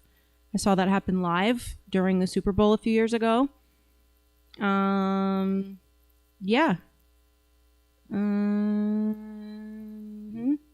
Yeah. I don't know. I don't know what that comment means. But, okay. And laws. For the first time, non-Muslims gained equal legal status. Curious about the Tanzimat. All right, so then you have the Crimean War. So that was between 1853 and 1856, and this conflict pitted the Ottoman Empire, Britain, and France against an expansionist Russian Empire. And the motive here, Russia tried to exploit the Ottoman weaknesses to basically take siege of Istanbul and then protect the Orthodox Christians. And this resulted in the Allies defeating Russia, preserving the Ottoman territory temporarily, but leaving the empire basically financially bankrupt and dependent on loans from the Western world. How did the Crimean War even start in 1853? Christians controlled holy sites in Jerusalem. France backed Catholics wanting control, while Russia backed Orthodox Christians. The Ottoman Empire controlled Jerusalem and had to pick a side. But when they favored France, Russia was furious and saw this as an excuse to grab Ottoman territory and access warm water ports, assuming Britain and France wouldn't care if Russia dismembered the sick man of Europe. So he invaded Ottoman provinces in modern-day Romania in 1853. But Britain panicked because Russian control of the Ottoman Empire would threaten their route to India. France saw an opportunity to check Russian expansion and restore French prestige after Napoleon's defeats, so Britain and France allied with the Ottoman Empire and declared war on Russia. How did the Crimean War even start in 1853? Christians controlled holy sites in Jerusalem. France backed Catholics wanting control, while Russia... Whoa. That was loud. Fought between the Russian Empire and an alliance of the Ottoman Empire, Britain, France, and Sardinia. It was primarily about the control of territories in the Black Sea region, with the British and French defending the weakening Ottoman Empire. fought between the Russian Empire and an alliance of the Ottoman Empire, Britain, France, and Sardinia. It was primarily about the control of territories in the Black Sea region, with the British and French defending the weakened. But Q, there's like so many people who are independent journalists who have gone to Gaza and shown what's going on there too. Like, it's very obvious what happened in Gaza was a complete genocide. They turned that entire strip into a parking lot. It's just a fact. It's not everything is a conspiracy. Not everything is fake. Ottoman Empire fought between. What is fake is that Israel is trying to pretend that they were such a threat to them. Trying to use, it's just bullshit. What is fake is Israel and their reasons for everything they did. Unexpected facts about the Crimean War. It was one of the first conflicts to be extensively documented by journalists and photographers. Pioneering photographers like Roger Fenton brought the realities of war into homes across Europe. A little-known fact, the Crimean War was also the first to feature modern military technologies, such as rifled muskets, telegraphs, and steam-powered ships, marking the beginning of modern warfare. Here's a surprising detail. The war wasn't just fought between Russia and the Ottoman Empire. Britain, France, and even Sardinia joined forces with the Ottomans to curb Russian expansion, making it a multinational conflict. One of the most remarkable legacies of the war is the role of Florence Nightingale. Her revolutionary work in military hospitals during the war laid the foundation for modern nursing practices and hygiene standards. And here's something curious. The Charge of the Light Brigade, one of the most famous military blunders in history, occurred during the Crimean War. A misunderstood order led to a disastrous cavalry charge, immortalized in Alfred Lord Tennyson's famous poem. Unexpected facts about... Okay. That brings us to the Balkan revolts and the loss of territory. So despite reforms, nationalist sentiment surged, among the empire's Christian subjects, leading to very major territorial losses during the Balkan revolt. So these uprisings were in Bosnia, Herzegovina,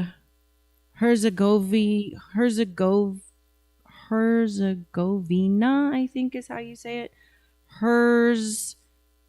Herzegovina, I think it's, I don't know, and Bulgaria.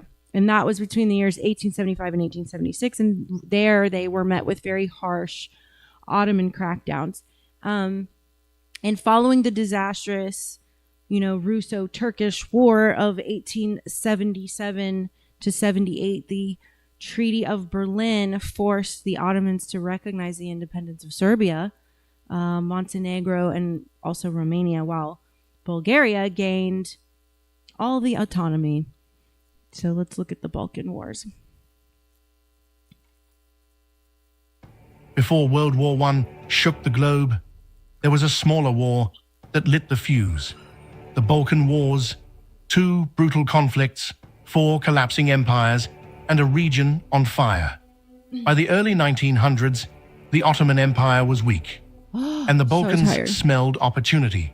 Serbia, Bulgaria, Greece, and Montenegro wanted to kick the Ottomans out of Europe for good. So in 1912, they formed the Balkan League and went to war. The League crushed the Ottomans in a matter of weeks, but victory brought division. Who gets what land? Especially Macedonia. The prize everyone wanted. Old friends turned on each other. Just months later, Bulgaria, unhappy with its share, attacked Serbia and Greece. Disaster. Romania and the Ottomans joined in against Bulgaria. Bulgaria lost badly. Borders shifted. Hatreds deepened. The Balkan Wars ended in 1913, but the peace was fake. By 1914, Serbia was a rising power. Austria-Hungary was nervous, and alliances were cracking. Then came the gunshot in Sarajevo, and the world would never be the same. The Balkan powder keg had already been lit. Until like 7 this morning. Before World... All right. So, then came the, European intervention. So Western powers intervened continuously in Ottoman affairs, which was driven by the Eastern Question, which is the geopolitical puzzle of how to handle the inevitable collapse of the empire without upsetting the balance of power. Well, how they do that? Through financial control. Following the Ottoman bankruptcy of 1875, the European powers established the Ottoman Public Debt Administration, which effectively seized control of the empire's state revenues. Hello and welcome to our channel. In today's video, we will be discussing the Eastern Question, which was one of the most important issues of the 19th century. It was a complex problem that involved many countries and had far-reaching consequences for the future of Europe and the world. What is the Eastern Question? The Eastern Question refers to the political and territorial problems that arose in the eastern part of Europe and the Ottoman Empire in the 19th century. The Ottoman Empire was a large, multi-ethnic empire. Okay, Jack. Jack says rapists and pedophiles got killed in Gaza. I don't know if you've been paying attention to my show or not, but the rapists and pedophiles refer to an extremist branch of Islam. Not everyone that is a Muslim believes in that. Also, even if it was all the adults being rapists and pedophiles, like, many children were killed in Gaza. That's wrong. Period. And I'm sorry, but I will never agree to fucking mass genocide and the killing of people who are not conscripts of war. Innocent civilians, regardless of the religion. I don't care if they're Satanists, demonists. I don't care. I have a code of ethics that I follow as laid out before me by Christ, and it is wrong what they did. Point blank, full motherfucking stop. Israel went through biblical style and just blasted everything that moved. That is wrong. That's not okay. That is not taking out the guilty. That is just literally genocide. Why? What is so hard to, you have to put aside your fucking feelings over an extremist minority and look at reality. Because the reality is the majority of Muslims do not believe what the media focuses on talking about.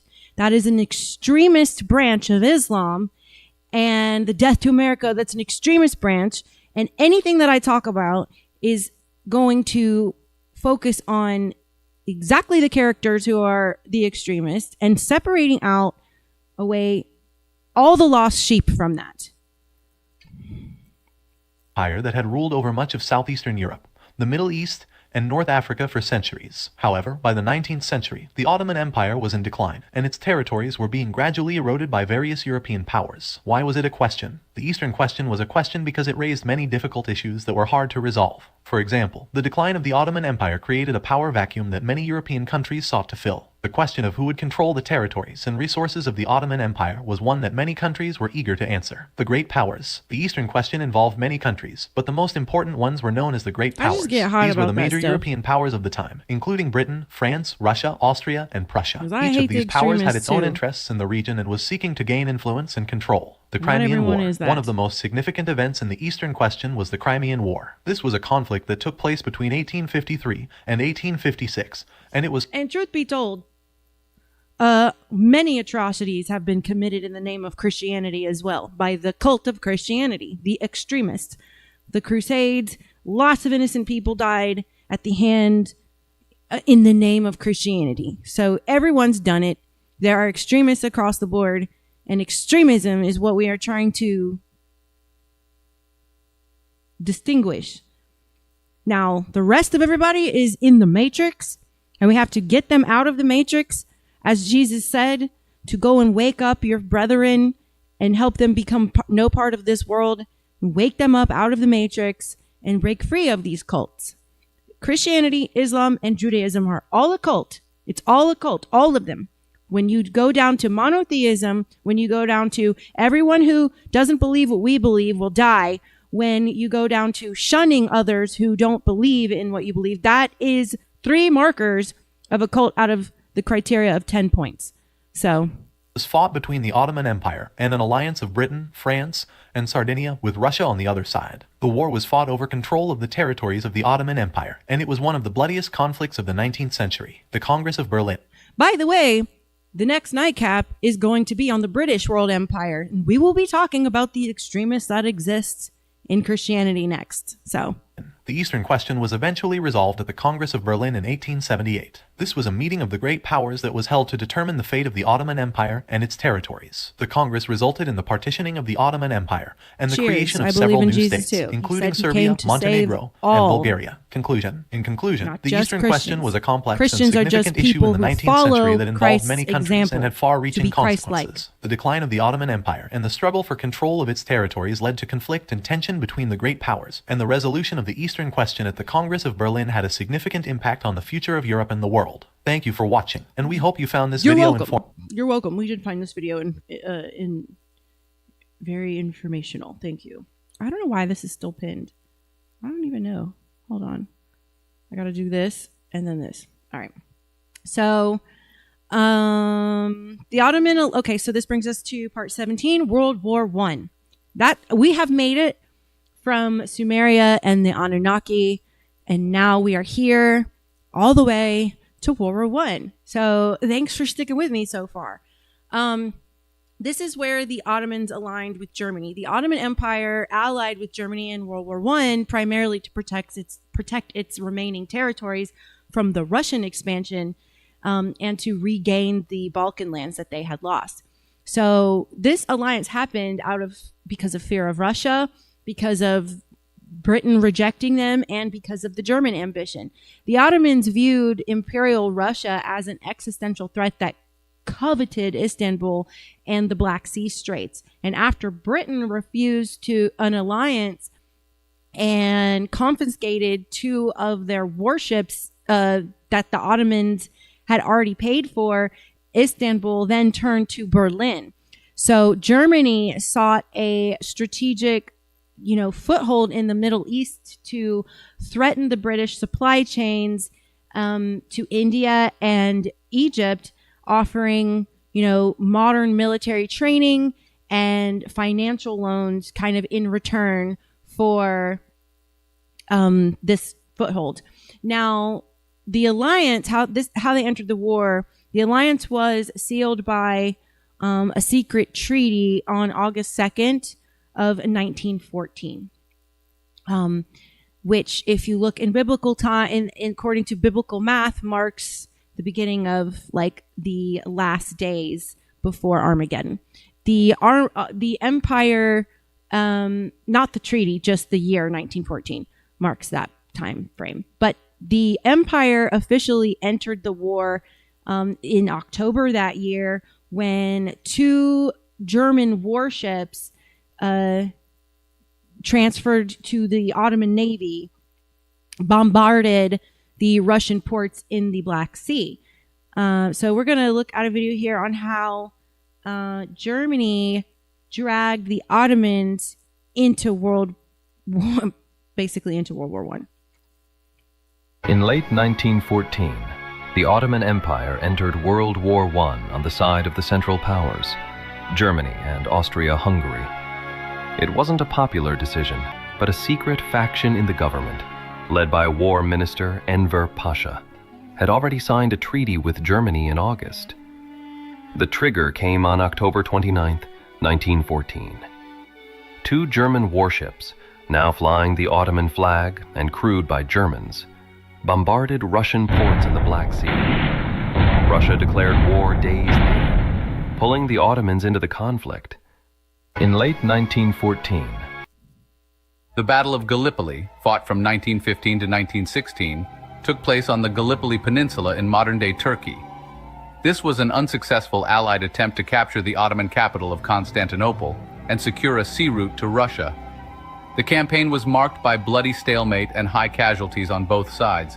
After over 8 months of fierce combat, the Allies were forced to evacuate, having failed to achieve their objectives. This defeat was a major blow to the Allied war effort and marked a significant victory for the Ottomans. The Battle of Gallipoli. And then the Middle East campaigns led to an Arab revolt. In the heart of World War I, a silent storm was brewing in the deserts of Arabia.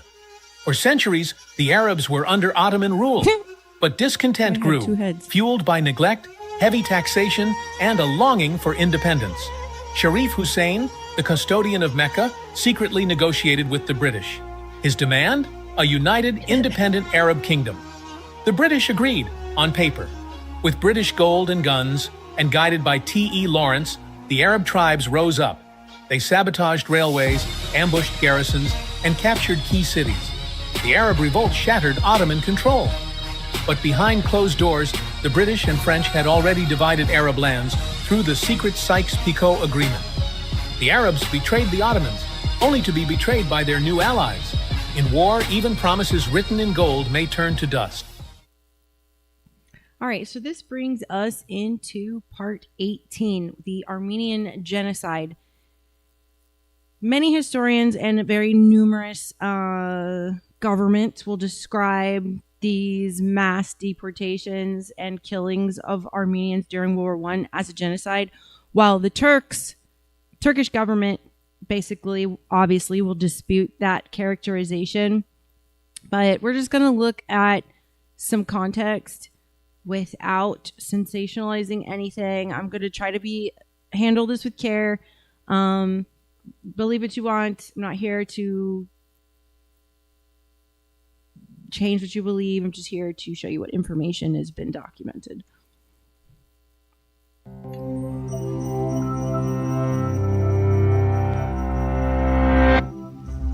In the 19th century, Christian Armenians in the Ottoman Empire lived as second-class citizens. They were taxed disproportionately, forbidden from giving testimony in Ottoman courts, and frequently attacked by local Kurdish tribes. In 1878, Armenian activists negotiated a treaty to enact reforms, but Sultan Abdul Hamid II refused to make good on these promises. And when an Armenian resistance movement began... What's up, C-Market on Microsoft Stores? What a weird name, but glad to have you in the chat. Da, da, da.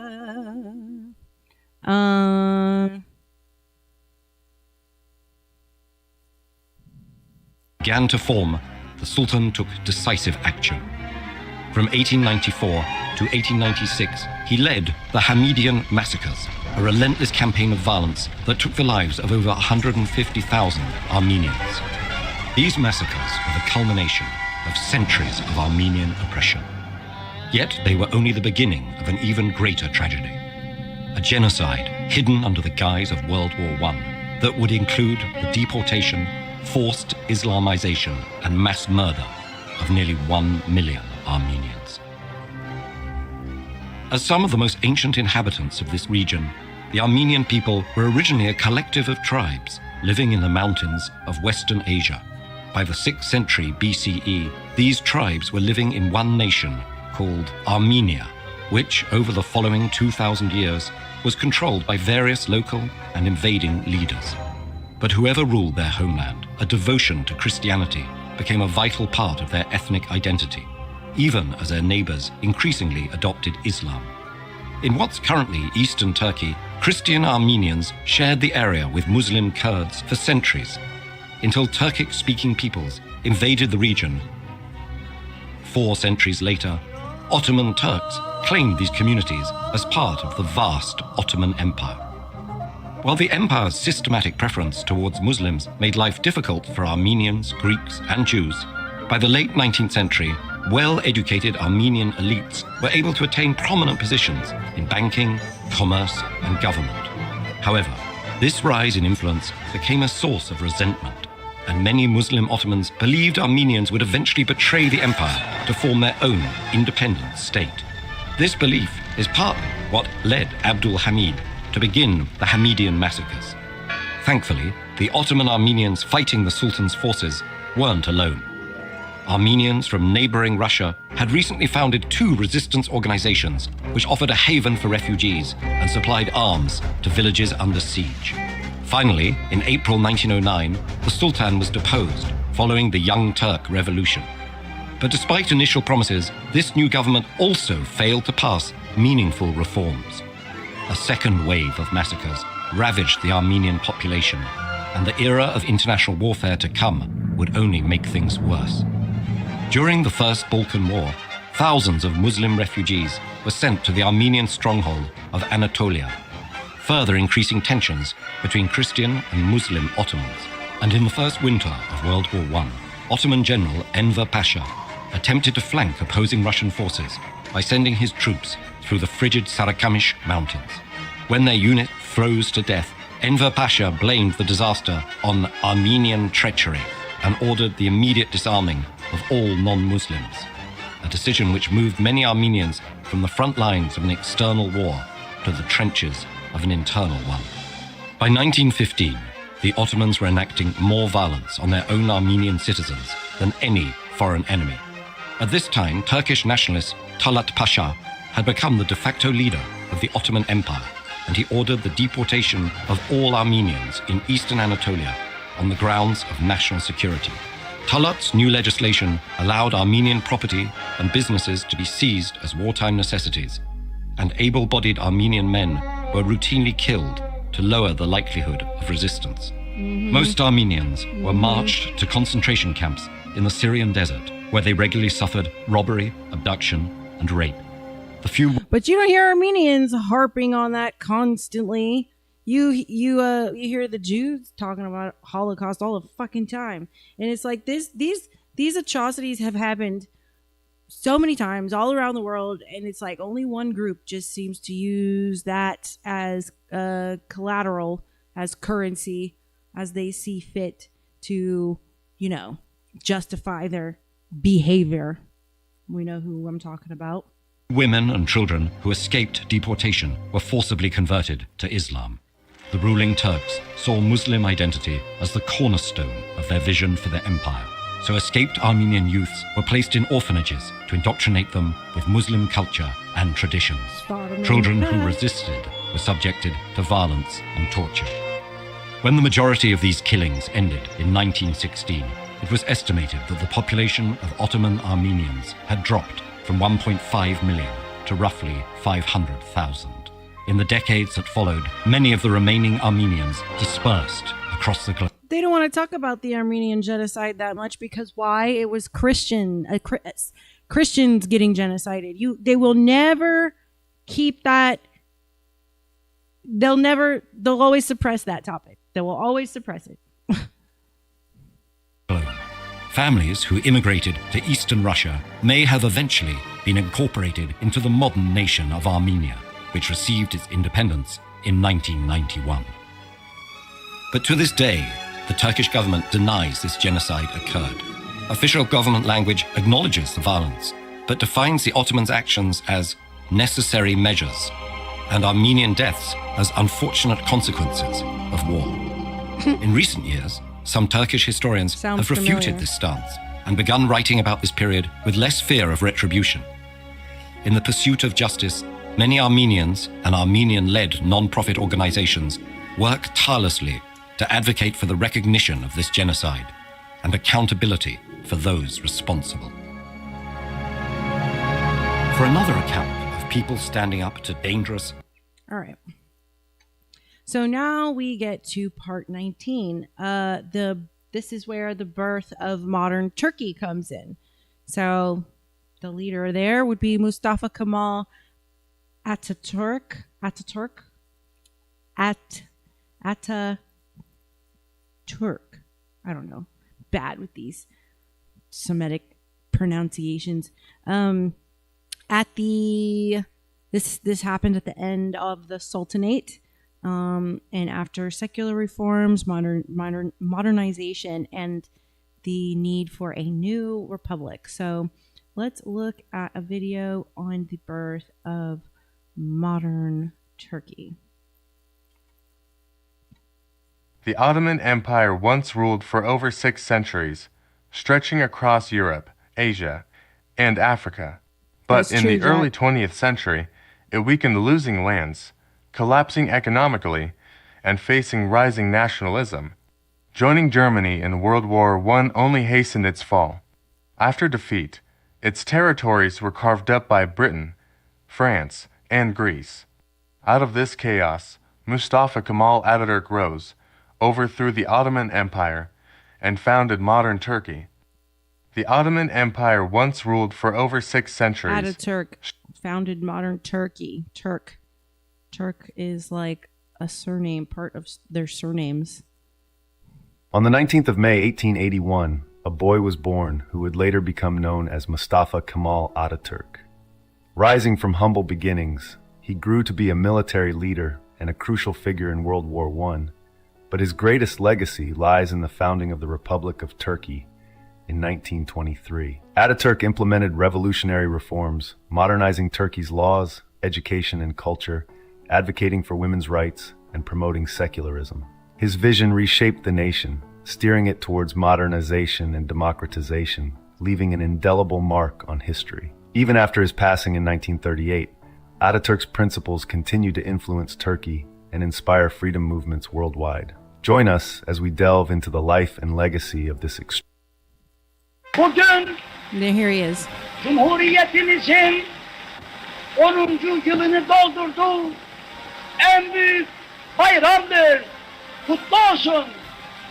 Bu anda büyük Türk milletinin bir ferdi olarak bu kutlu güne kavuşmanın en derin sevinci ve heyecanı içindeyim. I know you can't understand him, but it's just to give you a feel, since this is actual real video footage, it's just to give you a feel for his personality and just kind of putting you in the time frame. Bu işlerin en büyük temeli Türk kahramanlığı ve yüksek Türk kültürü olan Türkiye Cumhuriyeti'dir.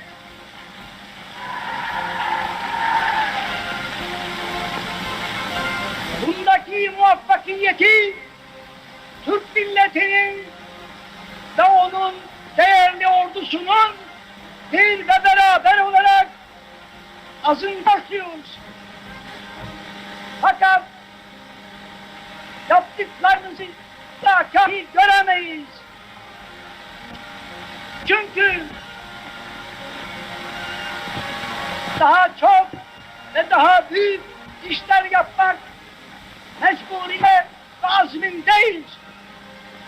Yurdumuzu dünyanın en mamur ve en medeni memleketleri seviyesine çıkaracağız. Milletimizi en geniş refah, hasıta ve kaynaklarına sahip kılacağız. All right, so now we are at part 20, the Ottoman legacy today. So how did an empire that ended in 1922 still shape the modern world? Well, empires don't disappear when their flags come down. They leave behind borders, religions, languages, laws, architecture, literature, and also unresolved conflicts. And to understand today's Middle East and the Balkans, you have to understand the Ottoman Empire. When the Ottoman Empire officially ended in 1922, it had ruled vast regions of Europe, Asia, and Africa for more than 600 years. And millions of people today still live within borders that were once governed by Istanbul. Its influence can literally be seen everywhere, from the food people eat to the political conflicts that still dominate international headlines. So let's talk about Turkey, the direct successor of the Ottoman Empire. After World War I, Mustafa Kemal Ataturk abolished the Sultanate and the Caliphate. Yay, Mustafa, right? He transformed the empire into a very modern republic. And yet the Ottoman influence still remains, because Turkey still contains Ottoman palaces, Ottoman mosques, Ottoman legal traditions, historically speaking, Ottoman cuisine, music, and military history. And even modern Turkish identity often balances pride in the Ottoman past with Ataturk's reforms. So then we come to Greece. For almost 400 years, much of Greece was governed by the Ottoman Empire, and this left lasting effects on Greece. You can see it in their architecture, because many Greek cities still contain, Ottoman foundations, bathhouses, bridges, and marketplaces. The food in Greece the popular Greek foods were developed alongside Ottoman culinary traditions, including the baklava, the stuffed, grape leaves that you'll see, the coffee traditions, and the yogurt-based dishes. Many dishes now associated with Greece, Turkey, and the broader Eastern Mediterranean, they all have shared roots rather than just a single national origin. So they're all genetically the same people.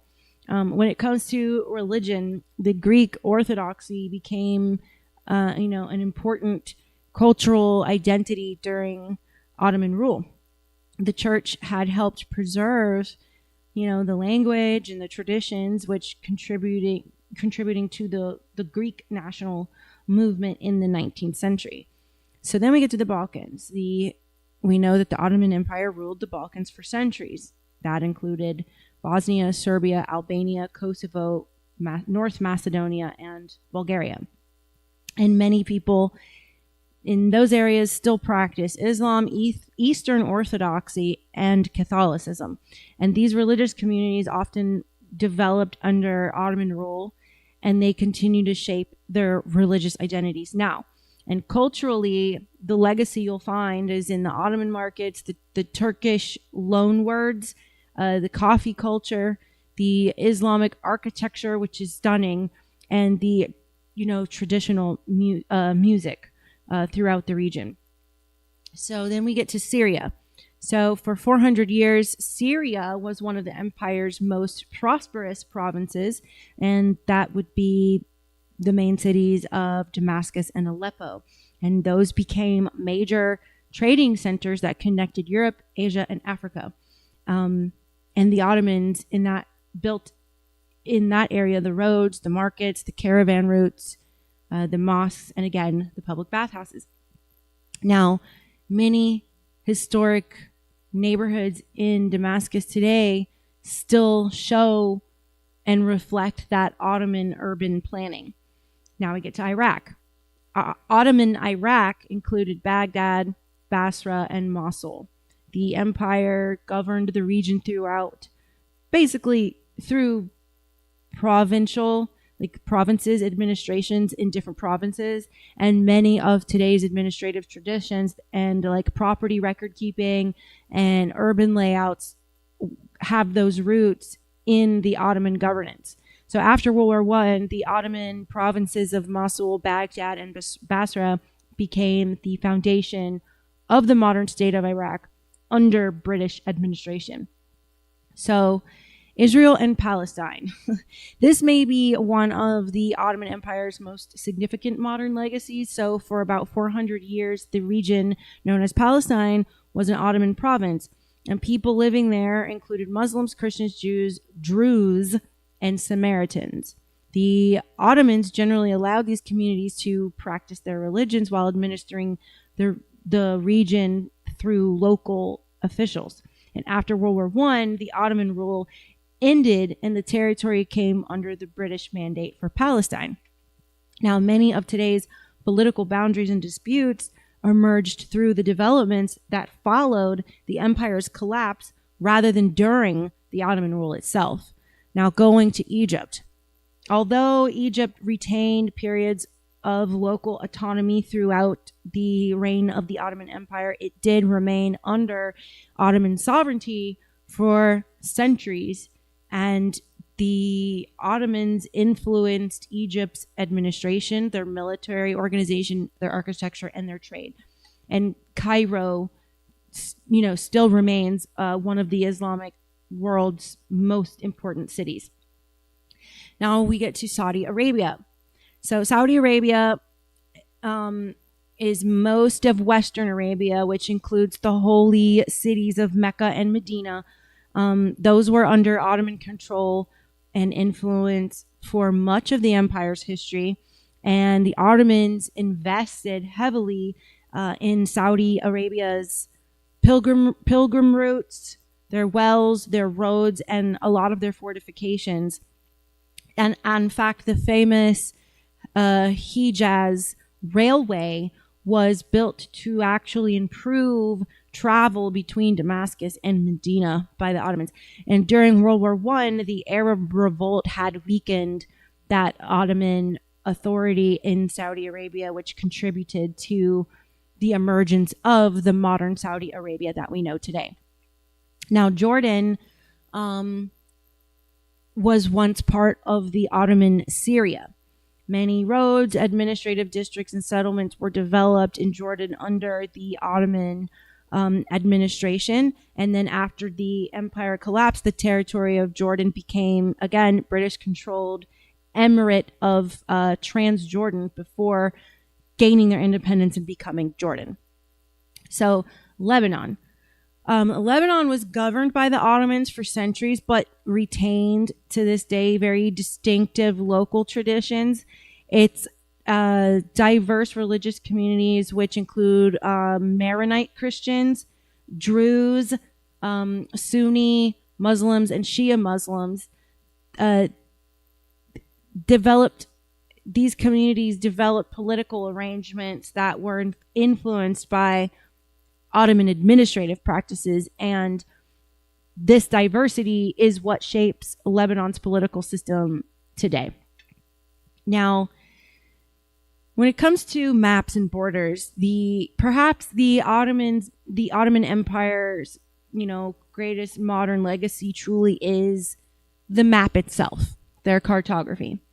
When the empire collapsed after World War I, European powers drew new borders across the former Ottoman territories. And these new states included Iraq, Syria, Jordan, and Lebanon. And many of the boundaries didn't really fully reflect the ethnic, tribal, or religious communities, to Jack's point about how they put people did not like each other together. As a result, people who had lived together under one imperial system suddenly found themselves divided among several nation states, while other newly created countries, contained multiple communities with different historical experiences. Many historians will see, these post-Ottoman arrangements as one of several important factors that contribute to the regional instability that we see now. The Ottoman Empire governed a remarkably diverse population. So instead of eliminating the religious differences, it developed systems such as the millet system, which allowed recognized communities to maintain aspects of their own institutions without breaking the law. So when nationalism spread during the 19th and 20th centuries, religious identity often became very closely tied to the emerging national identities, which is why you hear some of the language that we hear now. Instead of calling someone Iraqi, they'll say, oh, that Muslim or whatever. So examples will include, like the Greek Orthodox identity, the Serbian Orthodox identity, Jewish identity, Turkish Muslim identity, Arab Muslim identity. So these historical developments continue to influence the politics and the culture, because now a Turkish Muslim is not the same as an Arab Muslim. See what I'm saying? A Greek Orthodox and a Serbian Orthodox are not going to believe the same things. So this influences our politics and our culture today, due to this change in the map and these borders shifting and moving. It created a lot of ethnic tension. So one challenge facing all large empires is governing diverse populations. Look like America. Look at how huge America is. It's a very diverse, even if you didn't have immigration, it would still be very diverse because of the geographic size of it. Communities tend to take on their own personalities. So the Ottoman Empire included the Turks, the Arabs, the Kurds, the Armenians, the Greeks, the Albanians, the Bosnians, or Bosniaks, I guess if you want to be correct, the Serbs, the Bulgarians, the Jews, and the Circassians. So for centuries, They lived within like a shared imperial framework. And then when that framework dissolved, many of the groups sought their own independent nation states. So that's how these countries emerge. In some regions, these competing aspirations contributed to the conflict and population exchanges or even flat out displacement. The Ottoman legacy is therefore intertwined with both cultural exchange and enduring political tensions that we still see to this day. Now, when it comes to architecture and today, how the Ottoman architecture remains one of the empire's like most visible legacies. This is one of the most identifying marks on how deep the Ottoman Empire is still subtly woven into modern traditions. Across former Ottoman land, you'll still find grand, like domed mosques. I showed you those videos; they're really beautiful. Stone bridges, made with those big blocks. Caravanserais, public baths, clock towers, fountains, and covered bazaars. Clock towers started with the Ottomans, so like Big Ben, started there. These buildings continue to shape the character of cities from Istanbul all the way to Sarajevo. Now, let's go back to the cuisine a little bit because I am hungry and haven't eaten dinner. Perhaps no legacy is more enjoyable than Ottoman food. I love Mediterranean food. Many dishes that are popular today spread or evolved through centuries of cultural exchange within the Ottoman Empire. Things that we eat today, baklava, kebabs, burek, stuffed vegetables, yogurt dishes, Turkish delight, pilaf, and very strong coffee all came out of the Ottoman Empire. And centuries throughout the Balkans, the Middle East, and Eastern Mediterranean, often, like, cuisines often share the similar recipes. And then, of course, they're just, like, adapted to, like, the local tastes. But food is one of the clearest reminders that cultures influence one another over long periods of coexistence. Eating together is a bonding experience as well. The language of the Ottoman Empire,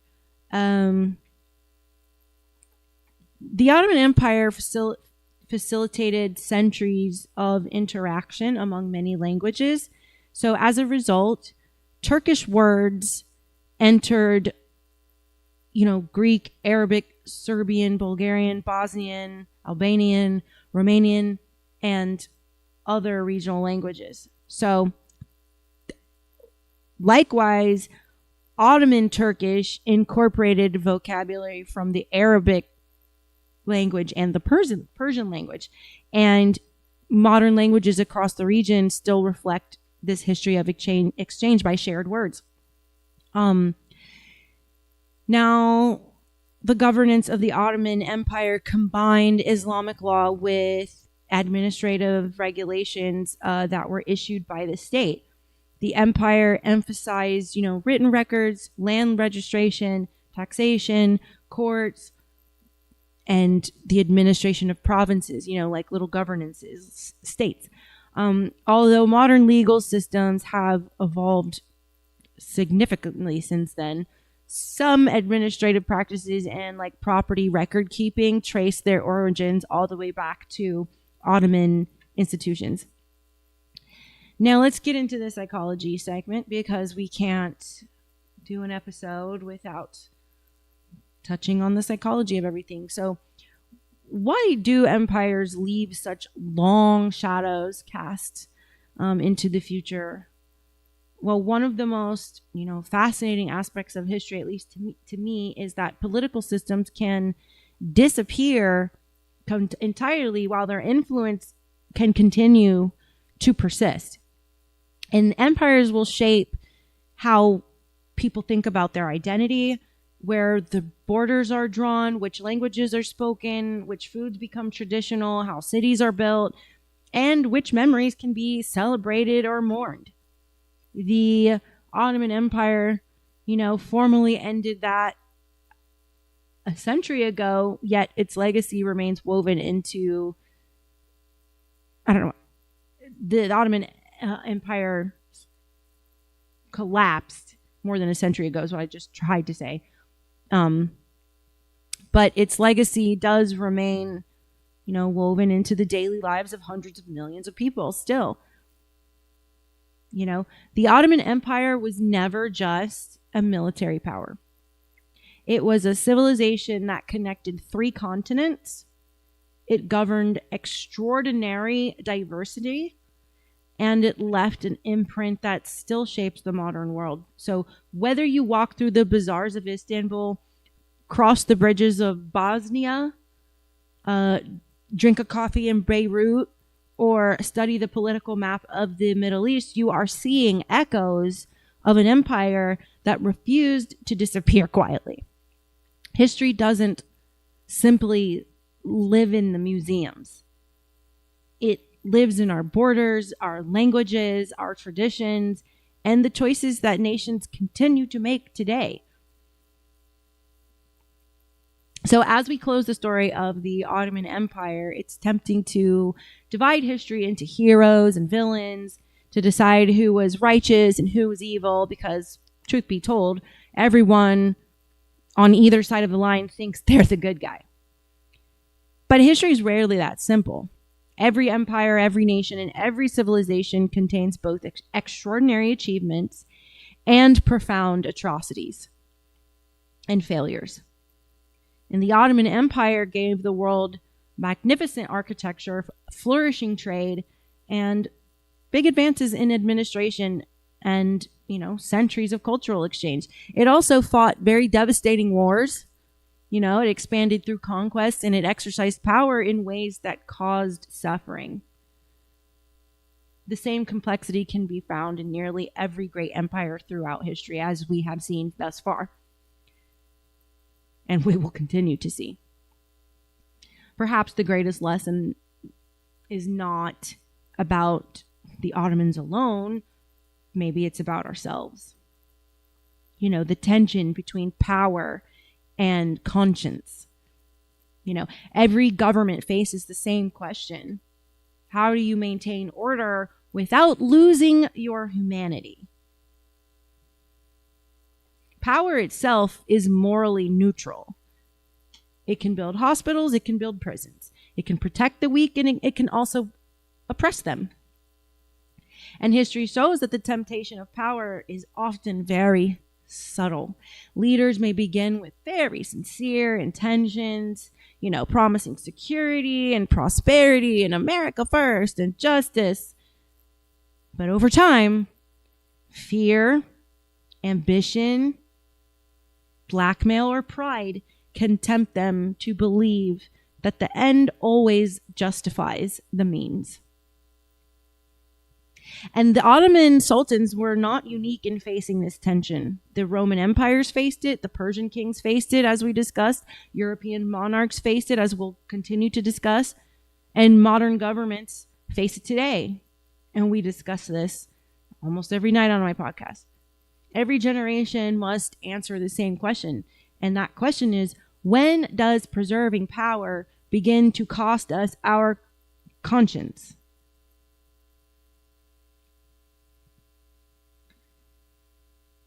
Why is fear used as a tool of governance?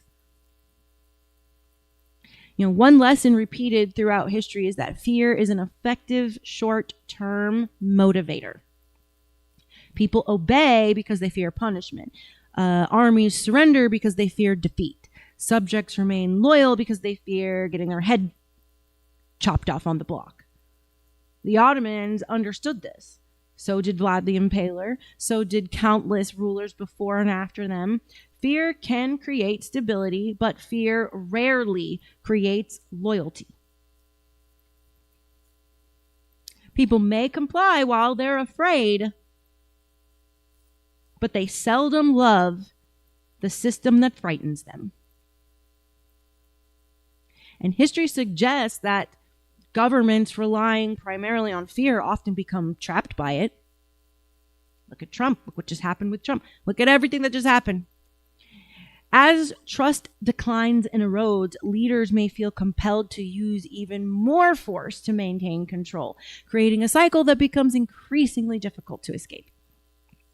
And by contrast, societies grounded in justice, legitimacy, and most importantly, public trust often prove way more resilient over the long term.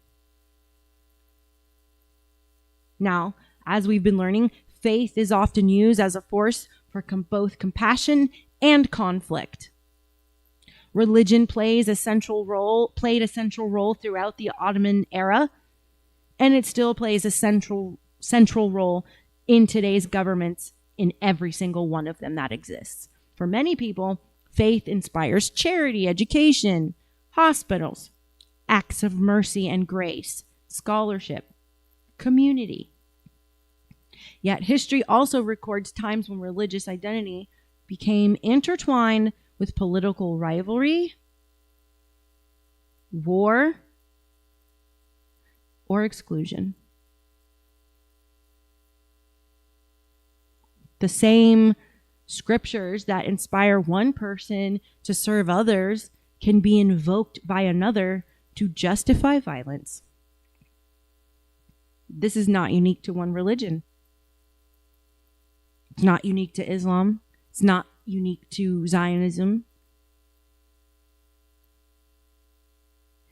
Across history, followers of many different faiths have demonstrated extraordinary compassion, including those who are Islamic and Jewish. And at other times, they've participated in conflict in the name of such faith, such religion. The difference is often not the faith itself, but the choices made by human beings, ignoring universal morals, universal virtues that are encoded into your DNA, that even animals possess. Annabelle, get the door. Faith can... Hold on a second, guys.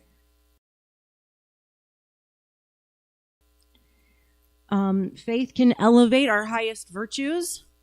It can also be distorted when mixed with fear, nationalism, or even the pursuit of power.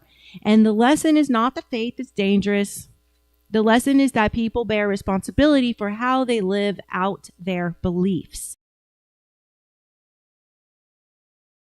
One of my favorite stories is the universe of Star Wars, because what it shows is that both the light and the dark side can become tyrannical, and that both the light and the dark side possess qualities that are attractive, and that the answer is actually somewhere in the middle, as told by a story of a gray Jedi named Joe Lee during the stories of the Knights of the Old Republic.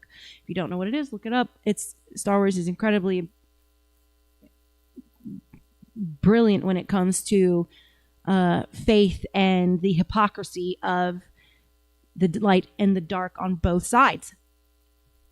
Both sides can become tyrannical. That is a fact. And it is a hard concept for people to understand how the light can become tyrannical.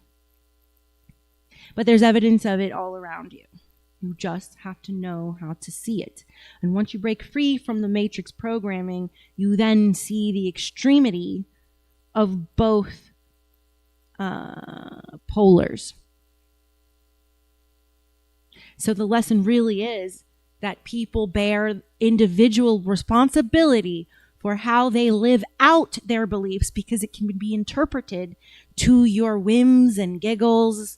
It can be interpreted to your fears, your greed, your desires, your self-deprecations. It's just all in how you choose to live out that belief. Are you malevolent or benevolent when it comes to universal virtues? The virtues encoded by the laws of nature, the laws of physics. But getting back to the cycle of empires, getting off that soapbox, one of the most striking patterns in history is how often empires follow a similar trajectory. They all begin with a compelling vision, super benevolent, people unite around a shared purpose. Let's start this country. We want our own borders, our own this, that, and the other.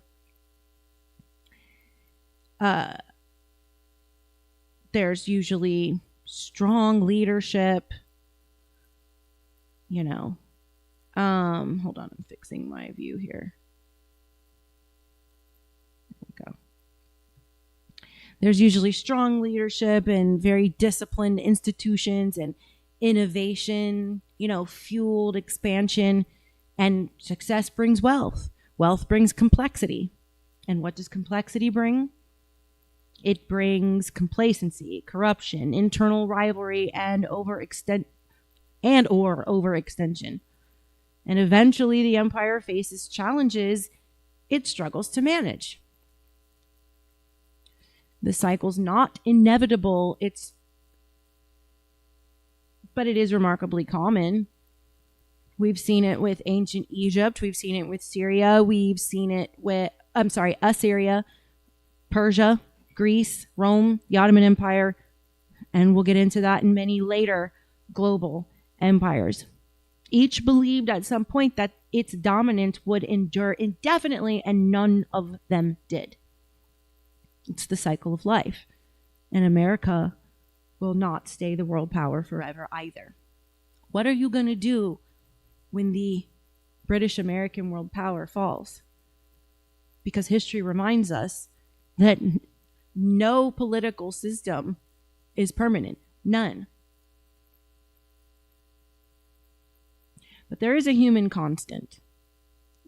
Although technologies, change, human nature often remains recognizable. Humans respond to stimuli only with a limited set of predictable behaviors. People will always continue to seek, instinctually, security, identity, belonging to your tribe and village, justice, and meaning to their life. And leaders know this. But they'll still wrestle with ambition and responsibility, trying to balance the two. Communities still balance freedom with order. Nations still confront the challenges of living alongside, neighbors with different cultures, histories, and beliefs. And these enduring questions connect us with people who lived centuries ago. Because we need to stop hating each other, because that is how the world is going to continue to collapse and successfully install a one world government. They want you playing identity politics. They want you to forget we all came from the same place. They want you to forget that we're all related, we're all cousins, and this is all stupid bullshit. But asking and exploring these enduring questions, like I said, connects us with people who lived centuries ago, and we start to see a lesson in humility. Perhaps the deepest lesson of the Ottoman Empire is humility. Just my opinion. Every civilization inherits achievements from those before it, and it continues to pass forward. Every civilization also leaves a legacy, both admirable and flawed, which empowers the next civilization and gives them more intelligence and more history, and only makes the next one, for those who follow, more successful. So rather than viewing history as a contest between permanently righteous and permanently wicked societies, we can view it as an ongoing invitation to learn. Like Jack said in the comments just a few minutes ago, he said, be curious, not judgmental. History challenges us to ask very important questions that you should be asking, that our matrix system has trained our minds not to ask. How should power be exercised? How do we preserve justice while maintaining security? How do we protect our identities without denying the dignity of other people? And how do we build institutions that outlast individual leaders? These questions remain as relevant today as they were 600 years ago at the start of the Ottoman Empire. But just to reflect in closing, empires rise only because the people believe in the vision.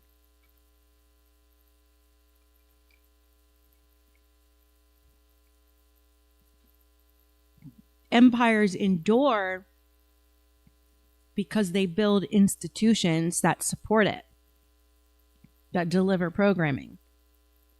They decide when power becomes an end in itself rather than a means of serving the common good. The Ottoman Empire reminds us that greatness is measured not only by territory conquered or whatever wealth is accumulated, but in fact by the wisdom, justice, and humanity with which power is exercised.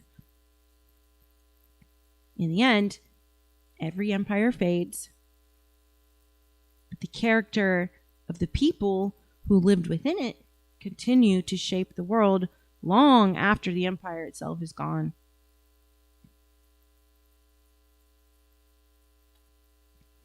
So the Ottoman Empire lasted for 6 centuries?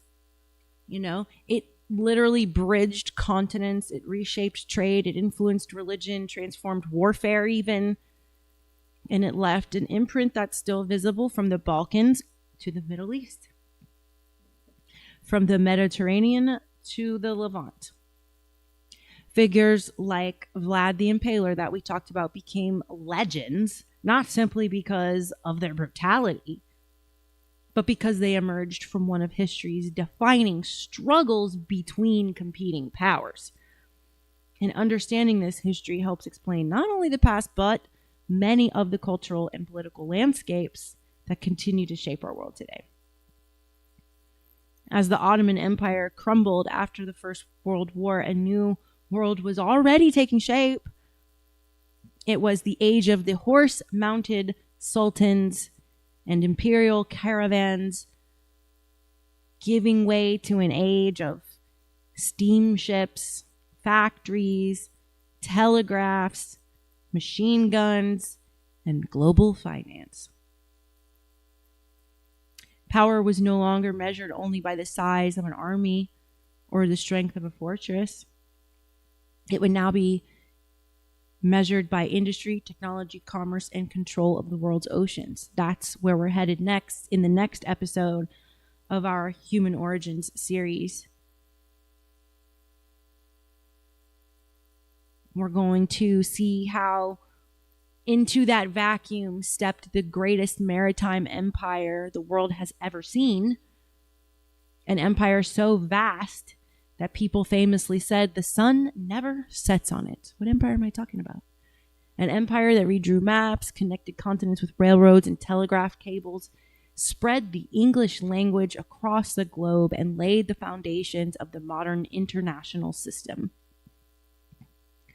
But like every empire before it, from Egypt to Persia, from Greece to Rome, and from the caliphates to the Ottomans, it too would discover that greatness carries the seeds of its own decline. I am talking about the fact that next time on Human Origins, we will leave the palaces of the sultans behind, and we're going to board the warships of an island nation called Britain that came to rule nearly a quarter of the Earth's population. We'll explore how the British Empire rose from a small kingdom on the edge of Europe to become the dominant global superpower, and how it reshaped the modern world through exploration, trade, colonization, and industry, and why its legacy still influences politics, economics, language, and culture on every continent today. It is the current world power. Because if the Ottoman Empire defined the early modern world, the British Empire built much of the world that we still live in today, right now. So next time we will be going over the British Empire. Let me look at the chat before I go. I'm Luna. This has been, another episode of Human Origins, the Ottoman Empire, Ancient Human History. Join me next episode as we continue following the great chain of civilizations that I am building for you. One empire falling, another rising, and one timeless question echoing through history. Do empires shape humanity, or does human nature shape every empire? Let me look at that chat. Rackwater says, I love Luna the Great, but also love Luna the Liberator too. Thank you. I do say so myself. I don't give you very much. Jack says, love you, Luna. Thank you. Love you too, Jack. Backwater says, love your knowledge and teachings are great. Thank you. Take it easy and sleazy. You cool people. It was nice to be here, says Crispy. However late, I love you, Luna and family. Have a great evening, and God bless you all. You too, Crispy. Absolutely. All right. So that is it. I wonder who I'm going to raid. Who am I going to raid? I really have been asking for my outro song to get uploaded, because I did make an outro. Closing screen and song. So, that'll hopefully be there in the next show. I got to get that done tomorrow or tonight. Do we want to punch up or punch down with our raid? Okay. I don't know. Simpcast. I don't know what this is, but I gotta raid somebody. All right. Let me pull up my file. I'll get used to my new routines. I have, as the show's gone on, I've had to adjust my routines, and I tend to forget what the next one is coming up. But all right, with that being said, without further ado, I love you all. See you tomorrow.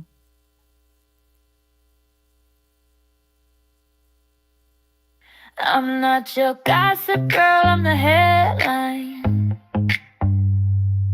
Truth with a curve, baby, redefine. Welcome to the thirst trap. All the truth looks good in a tight wrap. We talk love, power, soul, and sin. Turn the world on, let the light in. Yeah, the thirst trap news. You'll drink it up, it's the real you. Where every headline's a revelation.